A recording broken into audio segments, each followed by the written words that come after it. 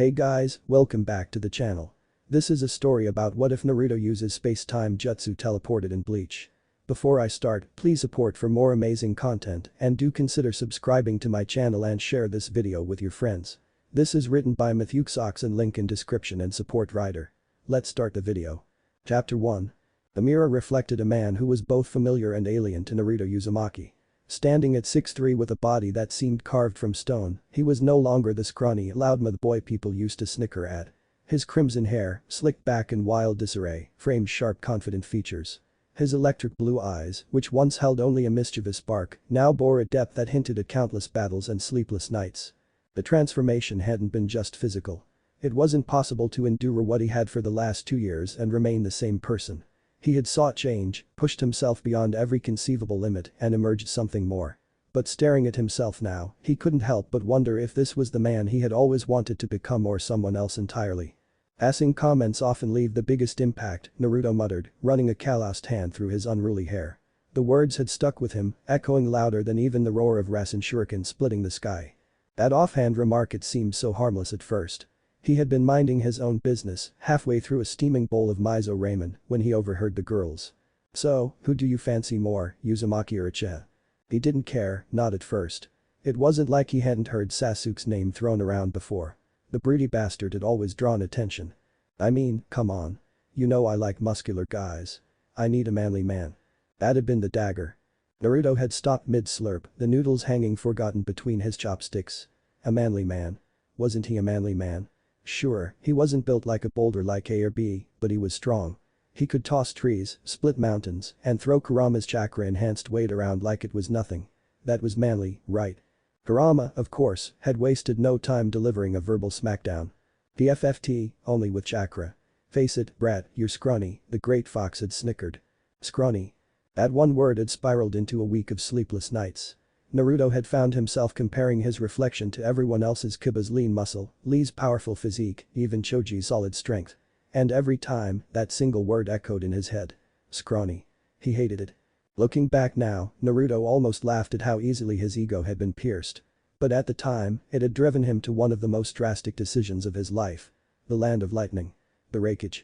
If anyone embodied what it meant to be manly, it was A. And so, with a hastily packed bag and a half-baked explanation to his friends, Naruto had thrown himself into the storm. Training under A had been hell. No, hell would have been a spa day compared to what the Raikage put him through. From the moment Naruto arrived, A had sealed his chakra, stripping him of his greatest asset. For 2 years, Naruto was forced to rely on nothing but raw strength and sheer willpower. There were the boulder exercises lifting, throwing, and catching them, while B chanted awful rhymes in the background. There were the mountain climbs, weighted down with chains, in the middle of Lightning Country's unrelenting storms. And there were the laps around the village, carrying A on his back, with the Raikage barking insults the entire time. But the worst. The absolute soul-crushing worst. No ramen. None. Not even a sniff of broth. A strict diet of lean proteins and greens replaced his beloved comfort food, a sacrifice that hurt almost as much as the physical torture. Yet, it was worth it. Slowly but surely, the transformation began. His muscles grew denser, his shoulders broader, his chest more defined. His tan deepened under the blazing mountain sun, and his stamina reached levels that even Kurama begrudgingly acknowledged were impressive. By the time his training ended, Naruto had become something extraordinary. At 6'3", he towered over most shinobi. His body was a masterpiece of raw power and precision, leaner than A's, but just as imposing. He looked like a warrior from legend, a living embodiment of strength and will. But it wasn't just his body that had changed. The quiet confidence he carried now was unlike anything he'd felt before. Naruto no longer felt the need to prove himself with loud declarations or brash antics. His presence alone commanded attention. When he walked through Konoha, heads turned not just because of his height or build, but because of the aura he exuded. He was bold, mischievous, and unafraid to own it. The flirtation, though that was new. It had started innocently enough. A sly comment to Sakura, a teasing grin aimed at Ino. But then he realized how much fun it was to watch their reactions. Sakura's sputtered threats to punch him, Ino's dramatic eye rolls, it all fed into a newfound playfulness that he couldn't resist. "Careful, Sakura-chan," he'd say with a wink. "You might fall for me if I keep looking this good." The old Naruto would have been too embarrassed to say something like that. Now, he reveled in the game. He enjoyed the way people saw him differently, no longer the loud, scrappy underdog, but a man who knew his worth. Still, as he stood in front of the mirror, he couldn't help but reflect on what it all meant. Was this transformation really what he had wanted? The power, the presence, the admiration, was it enough? For all his teasing and bravado, there were still moments when the insecurity crept back in. Moments when he caught a glimpse of his old self in the mirror, the boy who used to sit on a swing, watching other kids laugh and play without him. The boy who used to dream of being acknowledged, of being someone who mattered. Had he become that person? Or was he just hiding behind this new image? Manly enough for ya? He muttered to his reflection, a self-deprecating grin tugging at his lips. He knew the answer didn't really matter. The truth was, strength wasn't about muscles or height. It was about the willingness to stand up, to fight, to protect the people you cared about. That's what had always driven him. That's what made him who he was. And yet there was something undeniably satisfying about seeing himself like this. About knowing that he had worked for it, sweated for it, bled for it. Naruto leaned closer to the mirror, a mischievous glint returning to his eyes. Still, can't hurt to enjoy it, right? A knock at the door broke his thoughts. He turned to see Ino leaning casually against the frame, her arms crossed and an eyebrow raised. "Admiring yourself again, Uzumaki?" she teased, a sly smile playing on her lips. "Careful, or your ego might not fit through the door." Naruto smirked, crossing his arms over his broad chest. "Can you blame me? I mean, look at this." He gestured to himself, the playful arrogance in his voice making Ino roll her eyes. "You're impossible," she said, though the faint blush on her cheeks didn't go unnoticed. "Maybe," Naruto shot back with a wink, grabbing his jacket and heading for the door. "But you love it." As he walked past her, he caught her muttered response. "Yeah, maybe I do." The Rin festival had come quickly, faster than Naruto had anticipated. It was one of those rare times in Konoha when the air felt lighter, even with the weight of a shinobi's duties lingering in the background. The streets were decorated with vibrant lanterns in hues of red and gold, and the scent of sizzling yakitori and sweet dango filled the air. Children dashed between stalls, clutching paper masks and candy, while adults shared drinks and laughter under the soft glow of the festival lights. Naruto stood at the edge of the bustling street, arms crossed as he took it all in. This was his first festival since returning from the Land of Lightning, and it felt different now. The familiar warmth of Konoha had been joined by something else, a buzz of recognition, admiration, and, occasionally, awe. People whispered as he passed, their eyes lingering on his towering frame and his wild, fiery hair. The once loud, brash boy was now a man who commanded attention without trying. For a moment, Naruto's lips tugged into a soft smile. This was the peace he had always dreamed of for the village. Yet, as much as he enjoyed the festivities, a certain restlessness gnawed at him. The festival reminded him of how much had changed not just in Konoha, but within himself. "Hey Naruto." A familiar voice called out, breaking his thoughts. He turned to see Sakura approaching, her pink hair catching the light as she walked toward him in a casual but pretty yukata. Naruto's grin returned in full force. "Sakura-chan. Looking good. Didn't know pink could look even better on you." Sakura rolled her eyes, but her cheeks betrayed her with a faint blush. "You're such a flirt these days," she said, crossing her arms. "What happened to the guy who could barely talk to girls without turning red?" Naruto shrugged, his grin turning mischievous. "He grew up. What can I say? The ladies love confidence." Before Sakura could retort, another voice chimed in. "Not just confidence, arrogance, too." Ino joined them, her own yukata hugging her figure in a way that made heads turn as she passed. Her smirk was as sharp as ever, but her eyes sparkled with amusement. "Ino pig," Sakura muttered, narrowing her eyes. "For head girl," Ino shot back, though her tone lacked the usual bite. The two exchanged a glance before settling into a truce, their shared irritation redirected toward Naruto, who stood between them with an innocent look. "Why do I feel like I'm about to be attacked?" he joked, holding up his hands. "Because you deserve it," they said in unison, before bursting into laughter. The three wandered through the festival together, stopping at various stalls to sample food and play games. Naruto, naturally, drew attention wherever they went. Women whispered, some giggling, while a few bolder ones approached to chat. Sakura and Ino watched with varying degrees of annoyance, though neither acknowledged it out loud. "Wow, Naruto, you're really popular now," Ino said, feigning casualness as they passed another group of giggling admirers. "Guess the new look is working for you." Naruto smirked, leaning slightly toward her. "Jealous, Ino?" She raised an eyebrow, her smirk matching his. "Of what? You? Please." Sakura, watching the exchange, huffed. "Can we just focus on the festival and not Naruto's ego for once?" "Aw, come on, Sakura-chan," Naruto said, throwing an arm around her shoulders. "You're not jealous too, are you?" She shoved his arm off, though her ears turned pink. "Keep dreaming." As the night deepened, the trio made their way to the main square, where lanterns floated into the sky, carrying wishes written on delicate paper. Naruto watched as the glowing orbs ascended, their light reflected in his blue eyes. For all his teasing and mischief that evening, a quiet moment of reflection settled over him. What did you wish for, Naruto? Sakura asked softly, her tone free of the earlier banter. He hesitated, his gaze lingering on the lanterns. For everyone to be happy, he said finally. For the village to stay peaceful. It was an answer that could have felt cliché, but coming from Naruto, it carried a weight that neither Sakura nor Ino could ignore. They exchanged a glance, both silently acknowledging the depth of his words. What about you two? He asked, turning to them with a warm smile. Wish for anything good? Sakura hesitated, then shrugged. For the same thing, I guess. Peace. Something less noble, Ino admitted with a sly grin. But I'm keeping it to myself. Naruto laughed, the sound light and genuine. Figures. Guess some things never change. The evening ended with fireworks, their brilliant colors painting the night sky. Naruto stood at the edge of the crowd, his hands in his pockets as he watched the explosions of light. In that moment, surrounded by the people he cared about and the village he had fought so hard to protect, he felt a sense of contentment he hadn't known in years. Yet, as the final firework faded, that restless energy returned. The festival had been a distraction, a reminder of what he had gained but also of what he still sought. There were still battles to fight, still challenges ahead. And Naruto Uzumaki wasn't the type to sit still for long. With one last glance at the glowing lanterns drifting into the distance, he turned and walked back toward the heart of the village, a determined glint in his eye. The festival might be over, but his journey was far from finished. The Rin festival had ended on a high note, leaving the village basking in the glow of fireworks and the lingering warmth of camaraderie. Naruto had returned to his small apartment late that night, still buzzing with energy from the festivities. The laughter of his friends, the cheers of villagers, and the faint glow of floating lanterns played in his mind as he leaned against the window, staring out at the quiet streets of Konoha. He hadn't felt this sense of peace in years. It was almost unnerving. The peace was shattered the following morning.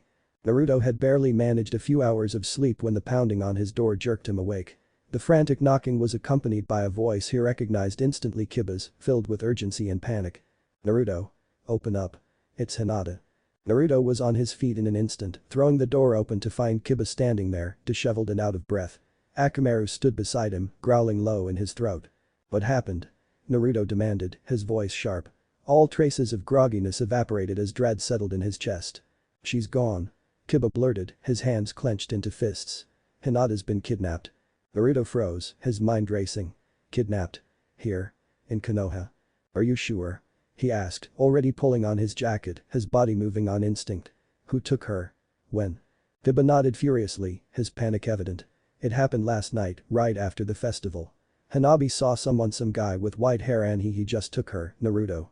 He used some kind of weird jutsu. We tried to stop him, but… Where's Hanabi? Naruto interrupted, his voice firm. She's the only one who saw him, right? Take me to her. The Hika compound was in chaos when Naruto arrived. Members of the clan were gathered in clusters, their expressions grim as they whispered amongst themselves. Niji was there, his usual calm demeanor replaced by a sharp focused intensity. Hiashi Hika, Hinata's father, stood at the center of it all, his face pale but composed as he issued orders. Naruto, Hiashi greeted him when he approached, his voice heavy with worry. Thank you for coming. Where's Hanabi? Naruto asked without preamble.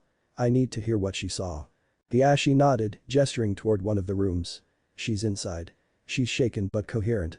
Naruto entered to find Hanabi sitting on a cushion, her arms wrapped around herself. Her usually confident demeanor was gone, replaced by a haunted look in her eyes. When she saw Naruto, she straightened slightly, her lips trembling. Hanabi, Naruto said gently, kneeling in front of her. Tell me what happened. Anything you can remember. She hesitated, her gaze flickering between him and Niji, who had followed them in. Then, she took a shaky breath. It was after the fireworks, she began. Hinata and I were walking back to the compound when he appeared out of nowhere. A man with white hair. His eyes, they were strange. They glowed. Naruto's fists clenched. What else? He said something about Hinata being pure. That she was worthy. Hanabi's voice cracked and she swallowed hard before continuing. He used some kind of jutsu. A blinding light. I couldn't see, but when it cleared she was gone. Naruto felt a wave of anger and worry rise in his chest. He forced himself to stay calm. Did he say anything else? Anything that might give us a clue about where he went? Hanabi shook her head, tears brimming in her eyes. No. But he didn't seem like a normal shinobi. There was something otherworldly about him. Naruto stepped out of the room, his jaw tied as he joined Kiba and Niji in the courtyard. He relayed what Hanabi had said, though there wasn't much to go on. Niji's expression darkened as he listened, his fists clenching at his sides. This wasn't just a kidnapping, Niji said, his voice low. Whoever this man is, he's after something specific. Naruto nodded, his mind racing. We need to find her. Now. We'll help, Kiba said immediately, Akamaru barking in agreement. No.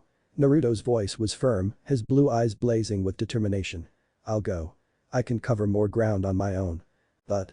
I'll bring her back, Naruto interrupted, his tone leaving no room for argument.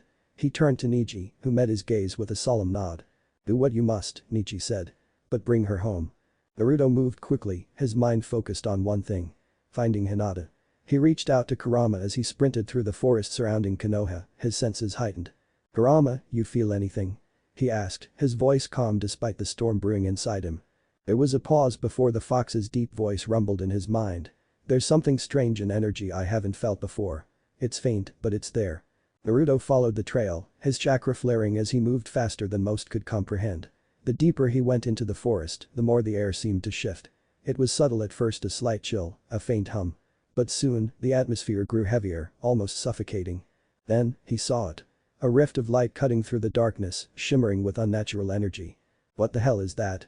Naruto muttered, slowing as he approached. Kurama growled in response. Be careful, brat. This isn't normal chakra. It feels foreign. Naruto didn't hesitate. If this was where Hinata had been taken, he wasn't about to waste time standing around. With a deep breath, he stepped through the rift. The first thing he noticed was the heat. It was oppressive, almost suffocating, as if he had walked into the heart of a volcano. The landscape was barren, with jagged rocks and an orange-hued sky that felt wrong. Alien. Hinata. Naruto called out, his voice echoing through the empty expanse. There was no response, but he could feel it, an energy pulsing in the distance. He sprinted toward it, his senses on high alert. As he crested a ridge, he saw them. The massive structure loomed ahead, carved from white stone and glowing faintly with an otherworldly light. And standing in front of it was a man with stark white hair, his back to Naruto. He held a limp figure in his arms. Hinata. Hey!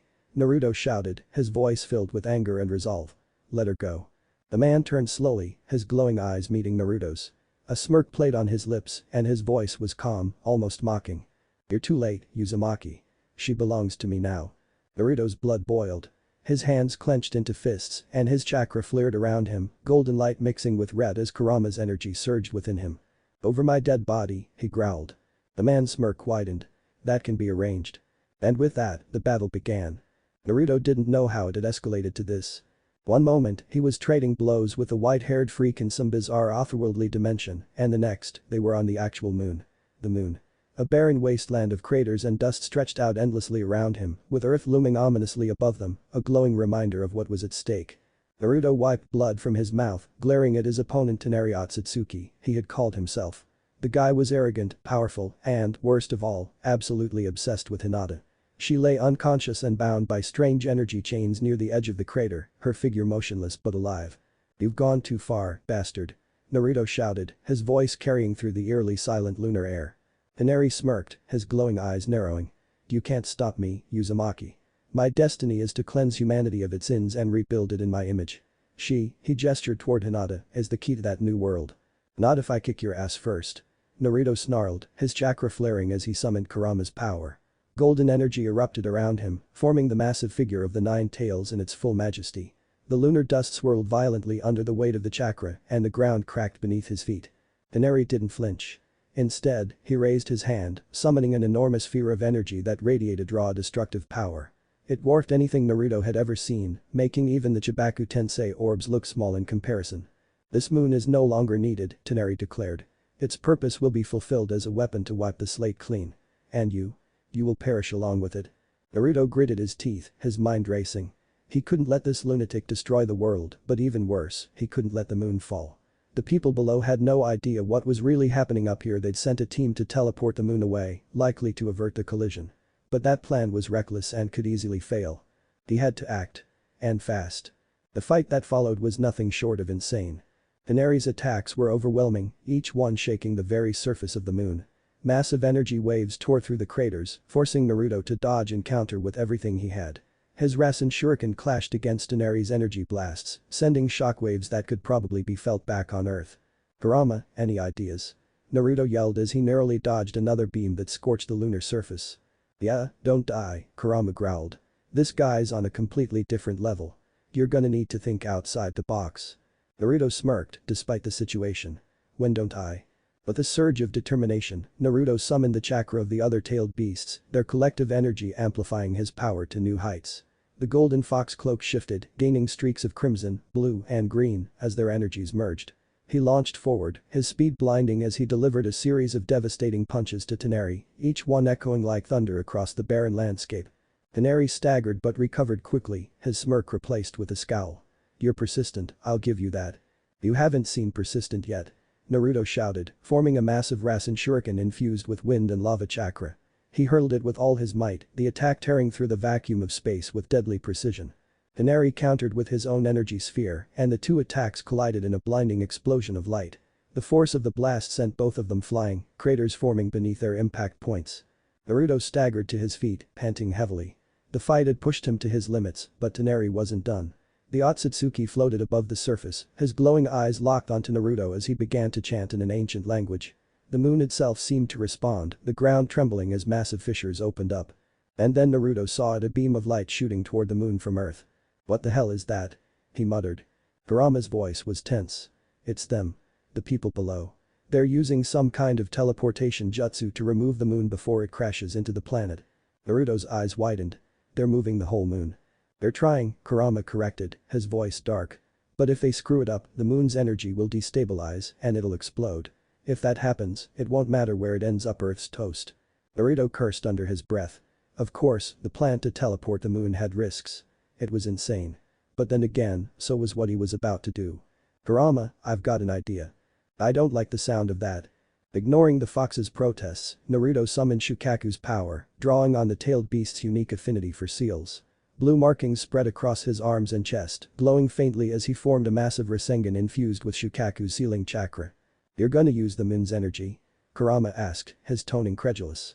"Do you even understand how dangerous that is?" "Nope," Naruto admitted, a grin tugging at his lips. "But when has that ever stopped me?" Before Kurama could argue, Naruto launched himself into the air, his Rasengan growing larger as he drew in the moon's chaotic energy. The sealing chakra wrapped around the attack, stabilizing it as he hurtled toward Toneri. "You want to destroy the moon? Fine. But you're not taking Earth with you." Naruto roared, slamming the Rasengan directly into Toneri's chest. The impact was cataclysmic. The energy unleashed by the attack tore through the moon, sending cracks spidering across its surface. The glowing markings of Shukaku's seal spread outward, absorbing the destructive energy and stabilizing the moon's structure, just as the teleportation jutsu activated. The next thing Naruto knew, he was floating in a void. His body felt heavy, his chakra nearly depleted. The faint hum of the teleportation jutsu surrounded him, and for a moment, he wondered if he had failed. "Idiot." The snappy reply of Kurama went unchallenged by Naruto, his body slowly drifting in the air. His senses felt dulled, like he was submerged in thick syrup, and his usual ability to fly or manipulate his chakra to stabilize himself was frustratingly absent. Slowly, agonizingly, his awareness crept back, though each second felt like an eternity. The oppressive heat hit him next, suffocating and relentless. It pressed against his skin like molten iron, making his every breath feel like inhaling fire. Gritting his teeth, Naruto forced himself to move, his limbs sluggish and heavy. "Damn, it's hot," he muttered under his breath, his voice hoarse. "Where the hell am I?" he murmured aloud, his vision still blurred. Around him, a cone of fiery orange light shimmered, its glow rippling against a blackened sky. There were no stars, no moon, no Earth, just an endless void interrupted by this overwhelming light. Beneath him stretched an ocean of shifting white sand, interspersed with jagged crystalline peaks that seemed to shimmer faintly in the glow. The surreal sight almost distracted him from the immediate problem. "Annoying, dumb brat," Kurama growled in his mind, his irritation palpable. "I can't believe you tried using Shukaku's cursed seal chakra without a plan." Naruto exhaled heavily, the scolding bouncing off his already frayed nerves. He was too tired to argue, and Kurama, for once, didn't push further. This situation was bad, and he knew it. His body was battered, his chakra reserves drained almost entirely. Worse, the space around him felt wrong, like the air itself rejected him. He reached deep within himself, searching for his chakra, but each attempt felt like pushing against an invisible wall. Kurama Naruto's voice was quiet, laced with a rare hint of fear. "I can't draw my chakra." The fox's usual irritation softened for a moment, replaced by a quiet urgency. "I know, brat. Something's interfering with the flow. It's not just your chakra, either. I can't sense the outside world. It's like we're in another dimension entirely." Naruto froze at those words. Another dimension. That would explain the alien sky, the oppressive heat, and the unnatural feel of the sand below him. But how? He remembered the desperate fight on the moon, the overwhelming energy he channeled into the Rasengan, and the blinding explosion that followed.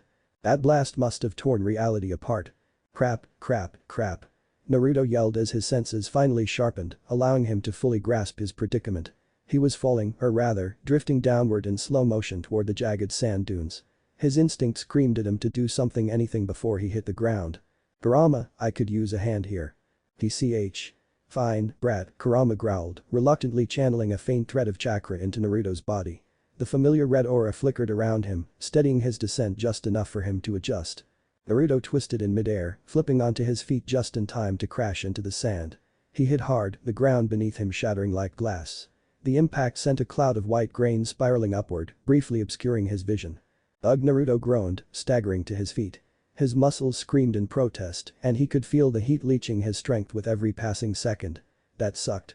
Stop complaining and look around, Kurama snapped. This place feels unnatural. Naruto forced himself to focus, scanning his surroundings. The black sand dunes stretched endlessly in every direction, broken only by the towering crystalline peaks. The air was still, but it carried an eerie hum, as if the very fabric of this world vibrated with tension. Then he felt a faint tremor beneath his feet. Naruto's instincts flared to life, and he leapt backward just as the ground where he had been standing erupted in a shower of black sand. A massive clawed hand shot upward, followed by a grotesque figure that seemed to emerge from the earth itself. The creature was enormous, easily 3 times Naruto's height. Its body was a twisted amalgamation of bone and shadow, with jagged spikes protruding from its limbs. Its face, or what passed for one, was hidden behind a white mask etched with strange, unrecognizable symbols. What the hell is that? Naruto exclaimed, his hand reflexively reaching for a kunai. No clue, Kurama growled. But it's not friendly. The creature roared, its voice a guttural mix of rage and hunger that sent shivers down Naruto's spine. Without warning, it lunged, its massive claws tearing through the air with deadly precision. Naruto barely dodged, the claws slicing through the sand where he had been standing moments before. He retaliated instinctively, forming a Rasengan with what little chakra he could muster and slamming it into the creature's arm. The impact sent a shockwave rippling through the air, but to his shock, the Rasengan barely left a scratch.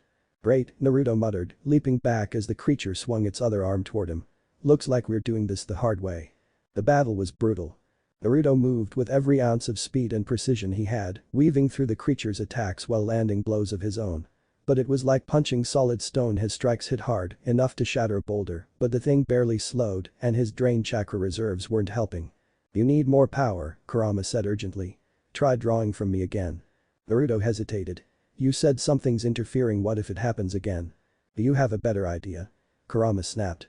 Grimacing, Naruto closed his eyes and reached inward, tapping into the deep well of Kurama's chakra.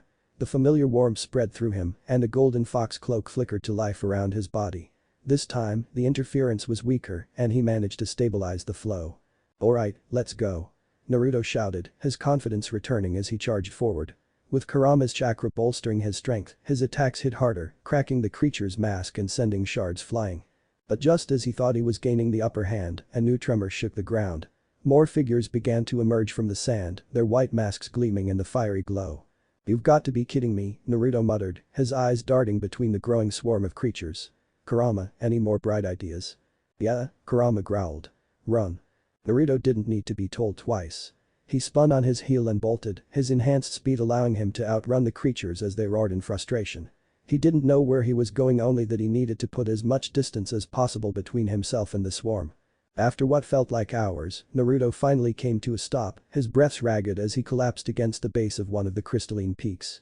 The creatures were nowhere in sight, but he knew it was only a matter of time before they caught up. What is this place? He muttered, his voice laced with exhaustion. I don't know, Kurama admitted, his tone unusually subdued. But wherever we are, it's not connected to your world anymore. We're on our own. Naruto clenched his fists, frustration bubbling to the surface. He was used to facing impossible odds, but this felt different. Alien. And for the first time in a long time, he didn't have a plan. But if there was one thing Naruto Uzumaki knew how to do, it was adapt. He wasn't going to let some freaky dimension or its monstrous inhabitants beat him. Alright, he said, standing shakily. If this place thinks it can break me, it's got another thing coming. Kurama chuckled faintly. Now that's the brat I know. With renewed determination, Naruto straightened his posture and scanned the horizon. Somewhere in this strange fiery dimension, there had to be a way back. And he was going to find it no matter what it took. Naruto barely had any time to gather himself, maybe an hour or so, before he felt the creature catch up. It screeched from the sand, launching itself at him. Fortunately, that hour was enough to recover a good amount of chakra and he was ready, slamming a fist in its face and crumbling it in an instant. However, his fight was not over. Naruto barely had time to gather himself before he felt it again, a subtle tremor in the air, a distortion that signaled the approach of something powerful. He tensed, his instinct screaming as the monstrous creature burst forth from the sand, screeching with a deafening roar that seemed to shake the very ground. Damn it, these things just don't quit. Naruto growled, his body already moving on instinct. The creature lunged, its massive form blotting out the fiery sky, but Naruto was ready. Drawing on the chakra he'd recovered over the past hour, he dashed forward, meeting the beast head-on. His fist connected with the creature's mask, shattering it with a thunderous crack. The force of the blow sent the beast's body crumbling into ash, scattering across the black sands. Naruto landed lightly, his breath steady despite the exertion. "Guess you weren't that tough," he muttered, dusting his hands off. But before he could fully catch his breath, another presence made itself known, a much smaller figure emerging from the shadows. This one was different. It wasn't the hulking monstrosity he'd just faced, but a humanoid figure, smaller and sleeker, yet exuding an unmistakable aura of danger. The being was fully encased in a shark-like, segmented armor that gleamed in the fiery light. Bone-like plates covered her figure, and a mask obscured her face, except for her sharp glowing eyes. She moved with a predator's grace, her clawed feet kicking up dust as she stepped forward. "Capture him," she commanded, her voice cold and clipped. The words barely registered in Naruto's mind before she pointed a clawed finger in his direction, and another wave of monstrous energy surged behind her. "Capture?" Naruto barked, his voice dripping with incredulity. "Yeah, right. Not happening." As if in response, the humanoid figure lunged forward, closing the distance between them in the blink of an eye. Naruto barely managed to roll to the side as a crackling arc of energy erupted from her claw, striking the ground where he had just been standing. The impact sent a shockwave rippling outward, carving a crater into the sand. "Geez, lady, you're really gunning for this, huh?"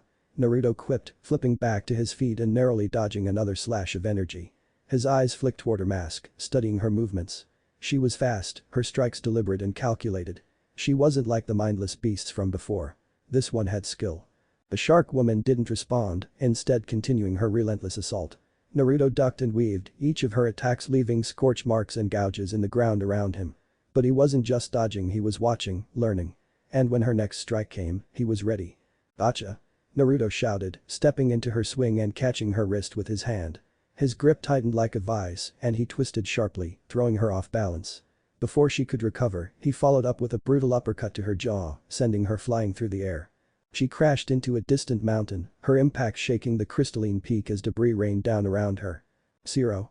Naruto's senses flared as another energy blast came from behind him. He spun just in time, catching sight of a massive clawed fist descending toward him.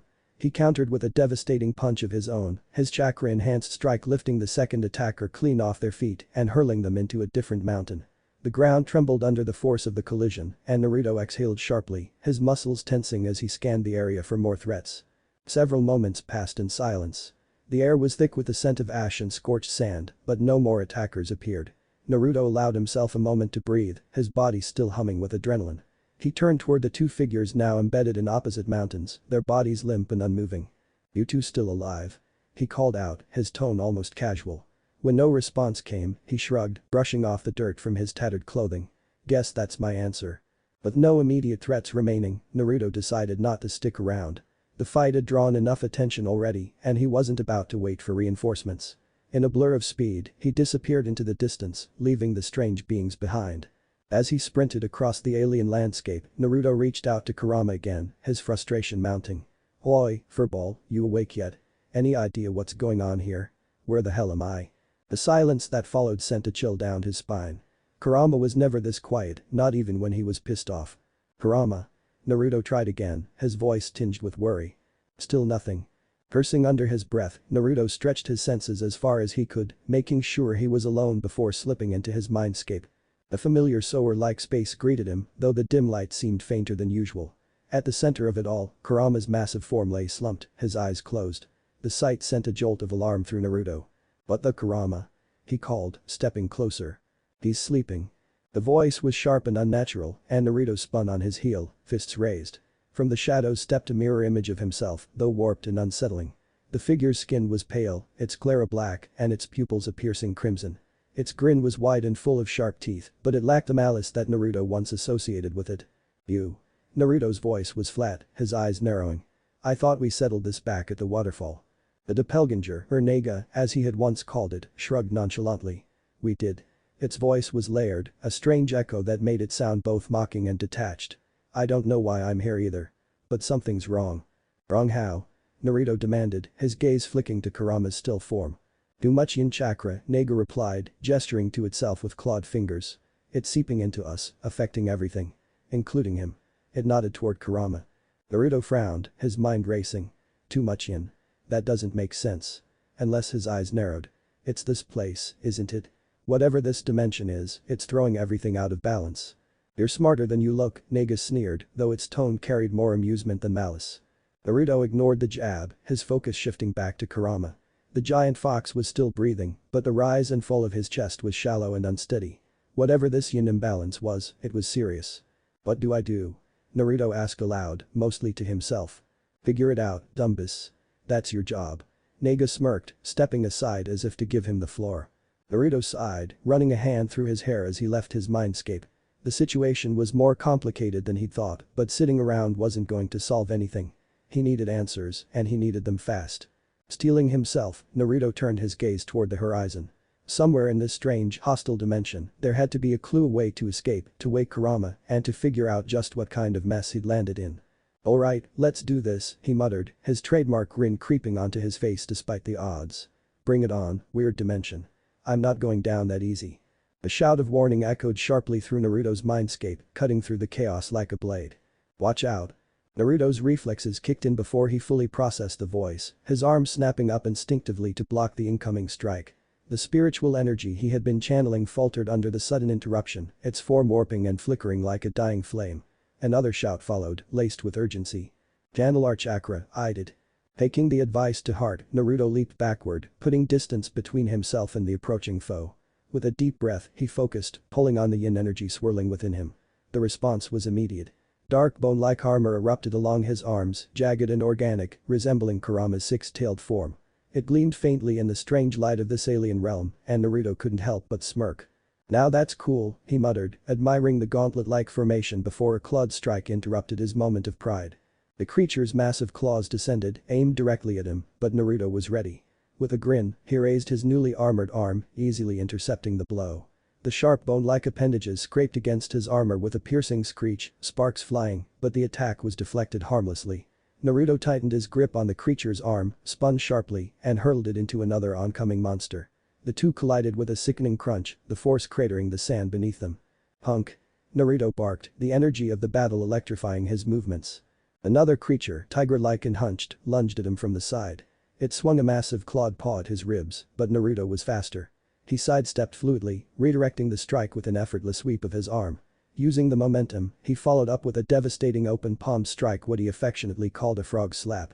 The impact sent the beast flying, its massive form somersaulting through the air, before slamming into the ground hundreds of feet away. Naruto paused, his breathing steady as he surveyed the scene. The monstrous figures, though intimidating and numerous, weren't as coordinated as he'd feared.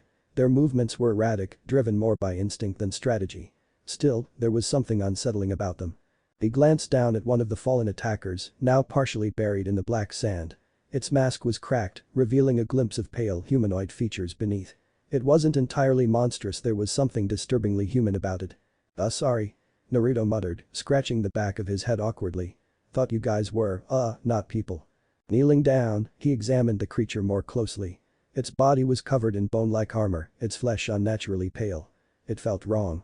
And there was something else, a distinct absence of yang chakra. Naruto's heightened senses could feel its yin-heavy energy, but the balance of life was missing. It was hollow, a shell of something that might have once been human. Before he could think further, a sharp vibration ran through the air. Another presence loomed. Rat, incoming. Kurama's grouchy voice growled in his mind, clearly awake now.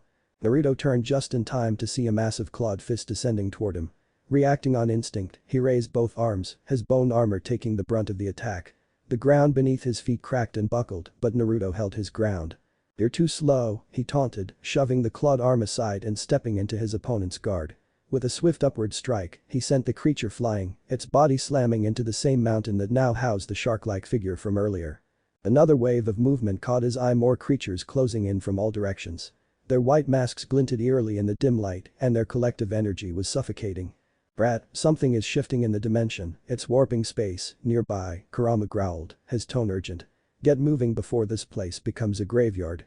Naruto didn't need to be told twice. Drawing what chakra he could, he formed a Rasengan and slammed it into the ground beneath his feet.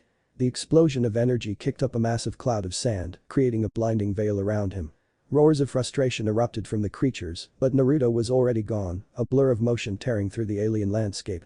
He pushed forward, his instincts guiding him as Kurama's voice directed him toward the source of the distortion. The black sands gave way to a new environment, twisted white bone-like trees stretched toward the sky, their forms sharp and unnatural. The air grew heavier as he approached, thick with a strange, oppressive energy. And then he saw it. A tear in the fabric of reality loomed ahead, surrounded by towering black figures. These creatures dwarfed the others he'd encountered, their immense forms shimmering and flickering, as if they existed in multiple planes at once. "Kurama, is that it?" Naruto asked, his voice low. "That's it," the fox confirmed grimly. "The tear. That's your way out. But those things won't let you through easily." Naruto crouched low, his chakra flaring as he prepared himself. His sharp blue eyes narrowed, locking onto his target. "Well, they'll just have to try and stop me." He launched forward, his movements blindingly fast as he tore through the forest of bone. The towering creatures reacted, their massive feet swinging to intercept him, but Naruto weaved through them with practiced ease. Their bodies shimmered in and out of reality, making them difficult to track, but his senses were sharp, his reflexes honed. With a surge of yin chakra, he called forth a skeletal exoskeleton that enveloped his body, reminiscent of Kurama's six-tailed form. The fox bones glinted with dark energy as Naruto barreled through the massive figures, his exoskeleton shielding him from their attacks. He plowed through them like a force of nature, his speed and ferocity unmatched. "Take this!" Naruto roared, forming a Rasengan infused with his yin chakra. He slammed it into the ground as he reached the tier, the resulting shockwave knocking the towering creatures back. Without hesitation, he leapt into the distortion, the tier enveloping him in a blinding light. Chapter 2. Enter the Chaos. Teleportation. Naruto hated it. Of all the techniques he had encountered in his ninja career, teleportation ranked somewhere near the top of his never want to experience again list. Sure, the fourth Hokage had made it look cool, but every time Naruto tried it or had it forced upon him he ended up crashing into something, someone, or somewhere he absolutely didn't want to be. This time was no exception. "Damn it, Dadabeo!" Naruto shouted as he spiraled out of control through the open sky. Below him stretched a sea of dense green forest. For a brief moment, he marveled at its beauty. Then reality kicked in as gravity took hold. His trajectory wasn't smooth. Naruto plummeted through the trees, snapping branches and sending startled birds flying in all directions. The forest groaned under the force of his impact, leaving a crater the size of a small house in his wake. Dirt, leaves, and shattered wood rained down as the chaos settled. Lying flat on his back in the middle of the wreckage, Naruto groaned. "Why is it always trees? Why can't I crash into something soft?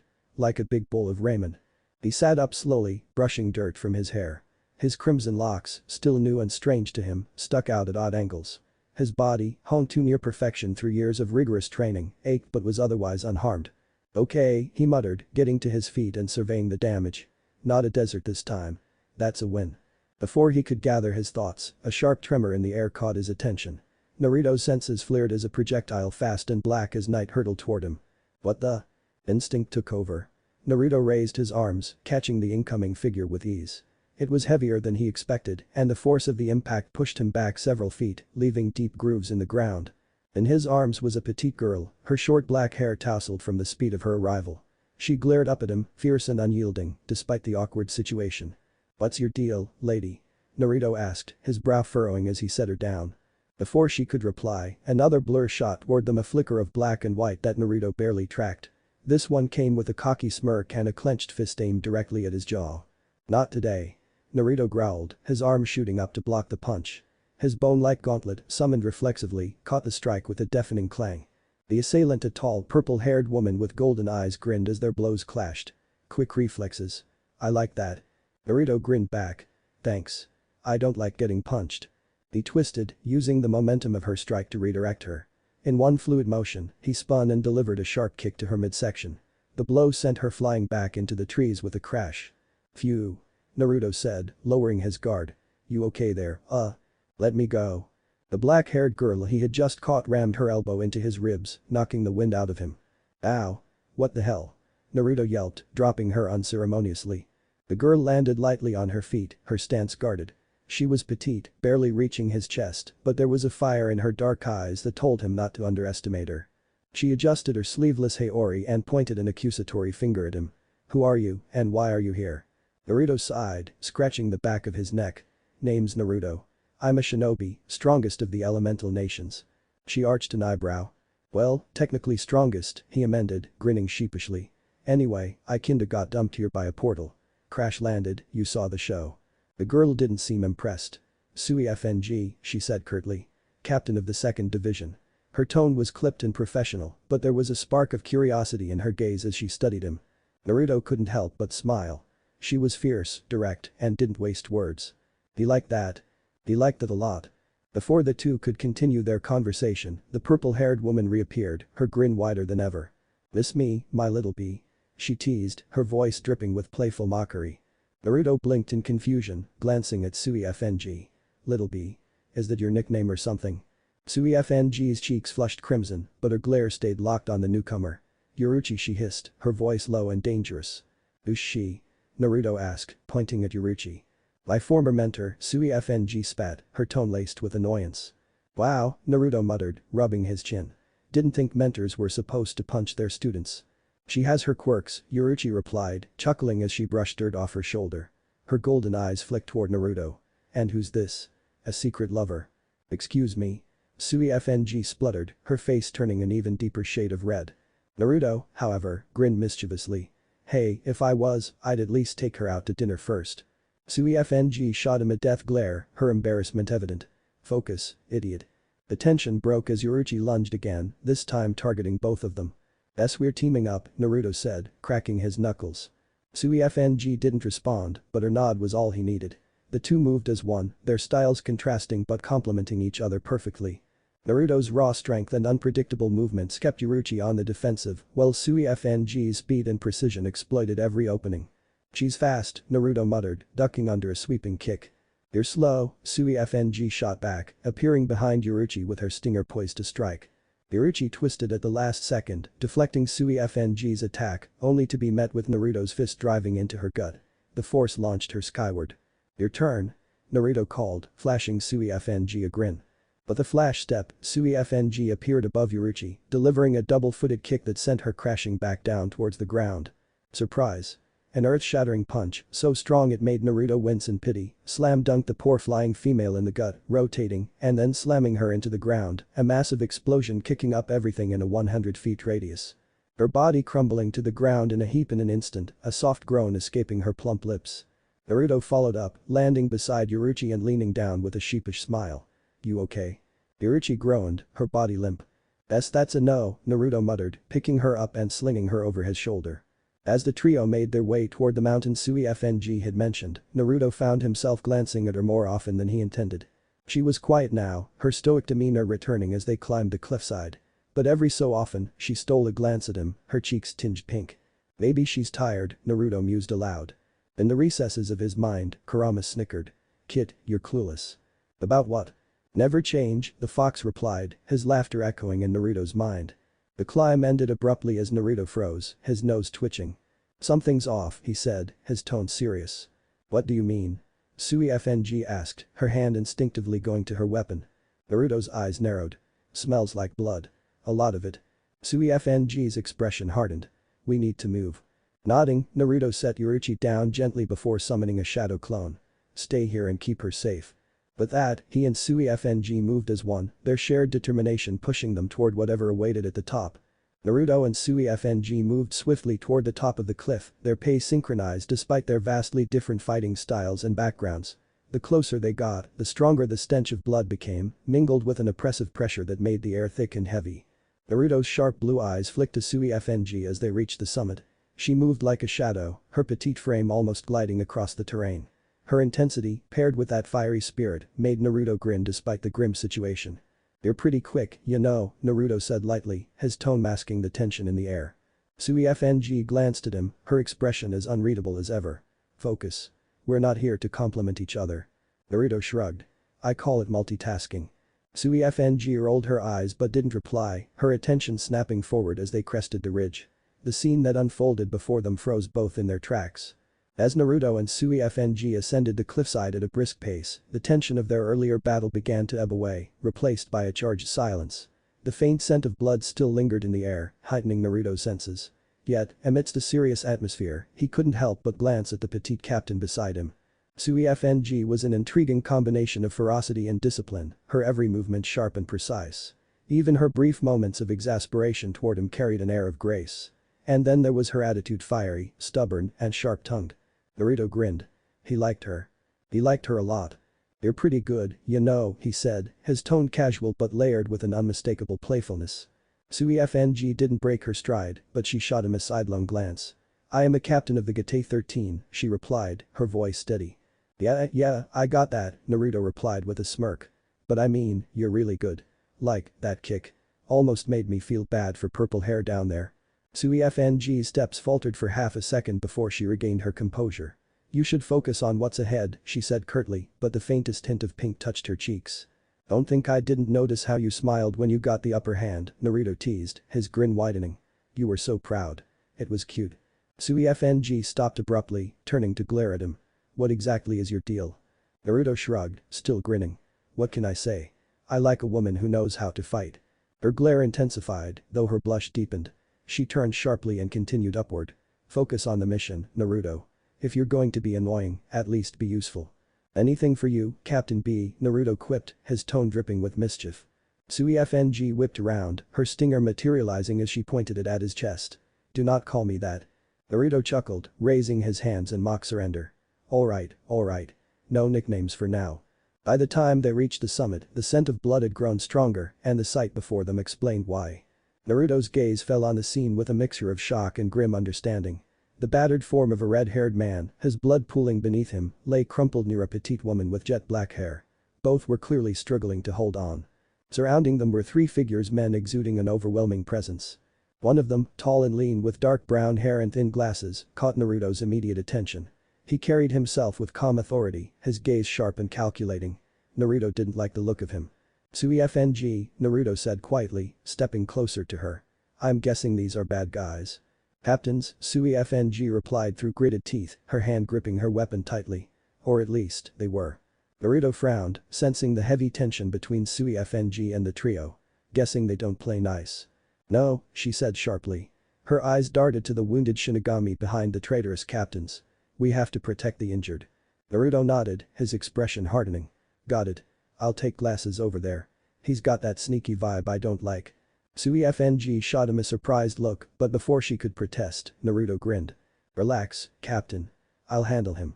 Just cover me, okay?" Naruto moved first, his speed catching even Sui FNG by surprise.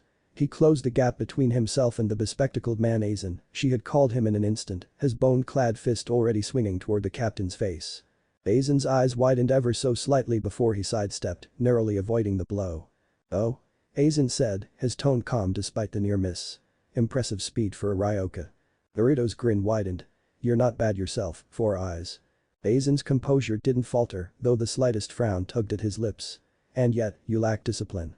With a flick of his wrist, Aizen brought his blade up, aiming for Naruto's exposed side. But Naruto was faster. Twisting mid-step, he caught the blade with his bone gauntlet, the screech of metal against chakra-enhanced armor ringing through the air. "Nice try," Naruto said, his grin turning predatory. He pushed Aizen back, giving Sui FNG an opening to dart toward the injured. She moved like a shadow, her speed unmatched as she reached the red-haired man's side. "Stay still," she ordered, her tone sharp but laced with concern. "Captain Sui FNG." The man gasped, his voice weak. "You're safe now," she assured him, glancing back at Naruto. "He's keeping them occupied." Naruto, meanwhile, was reveling in the challenge. Aizen's blade moved with precision, his strikes calculated and unrelenting. But Naruto's years of combat experience and his unpredictable, unorthodox style kept him one step ahead. "You're not used to someone fighting back, huh?" Naruto taunted, blocking another strike and countering with a sweeping kick that Aizen barely avoided. Aizen's calm exterior began to crack. "Your arrogance will be your downfall." Yeah, Naruto said, rolling his eyes. "You bad guys all say the same thing. It's getting old." Sui FNG glanced up from the injured as she finished stabilizing them. Watching Naruto fight was something else. His movements were raw, powerful, and almost chaotic, but there was an underlying strategy to his attacks that kept even someone like Aizen on edge. And then there was the way he carried himself, his confidence, his refusal to back down even in the face of overwhelming odds. It was infuriating. It was admirable. Shaking her head, Sui FNG refocused on her task. "I'm joining him," she muttered to herself, steeling her resolve. "Hey Sui." Naruto called out, dodging another of Aizen's strikes. "You done yet? I could use a hand." Sui FNG smirked despite herself. "Don't get cocky, Naruto." With a burst of speed, she joined him, her stinger poised for a deadly strike. Together, they moved like a well-practiced team, their combined assault forcing Aizen to retreat. Naruto grinned at her as they fought side by side. "See? We make a great team." "Focus, idiot." She snapped, though the faint blush on her cheeks didn't go unnoticed. "Whatever you say, Captain B," he teased, his grin widening. This time, Sui FNG didn't bother correcting him. She was too focused on the fight and on the strange, exhilarating feeling of fighting alongside someone like Naruto. The battlefield quickly dissolved into chaos. Blood painted the ground, and the air was heavy with tension. Sui FNG's sharp eyes assessed every detail, from the crumpled form of Renji Aburai, barely clinging to life as he shielded Rukia, to the towering figures of the three traitorous captains who exuded overwhelming pressure. Among them, Aizen stood at the forefront, his composure calm but unnervingly cold. Naruto's smirk was sharp, his kunai twirling lazily in one hand while his other hung loose, the bone-like armor of his forearm glinting ominously. The faint hum of chakra coursing through him made the air around him buzz. Sui FNG stood to his left, her stinger poised for another strike, but her frustration was evident. Aizen's dismissive attitude toward her stung worse than any wound. Naruto tilted his head, shooting her a sidelong glance. "Hey, Captain B, Sui FNG," he corrected quickly when her glare intensified, "maybe let me handle glasses over there?" He seems to like running his mouth more than using his blade. Sui FNG clicked her tongue. "Focus, Naruto. He's dangerous." "Dangerous, sure. But cocky. That's his weakness." Without waiting for her reply, Naruto shot forward, his kunai raised in a reverse grip. Aizen's eyes followed the Ritide's movements with calm precision, his blade rising to intercept the incoming attack.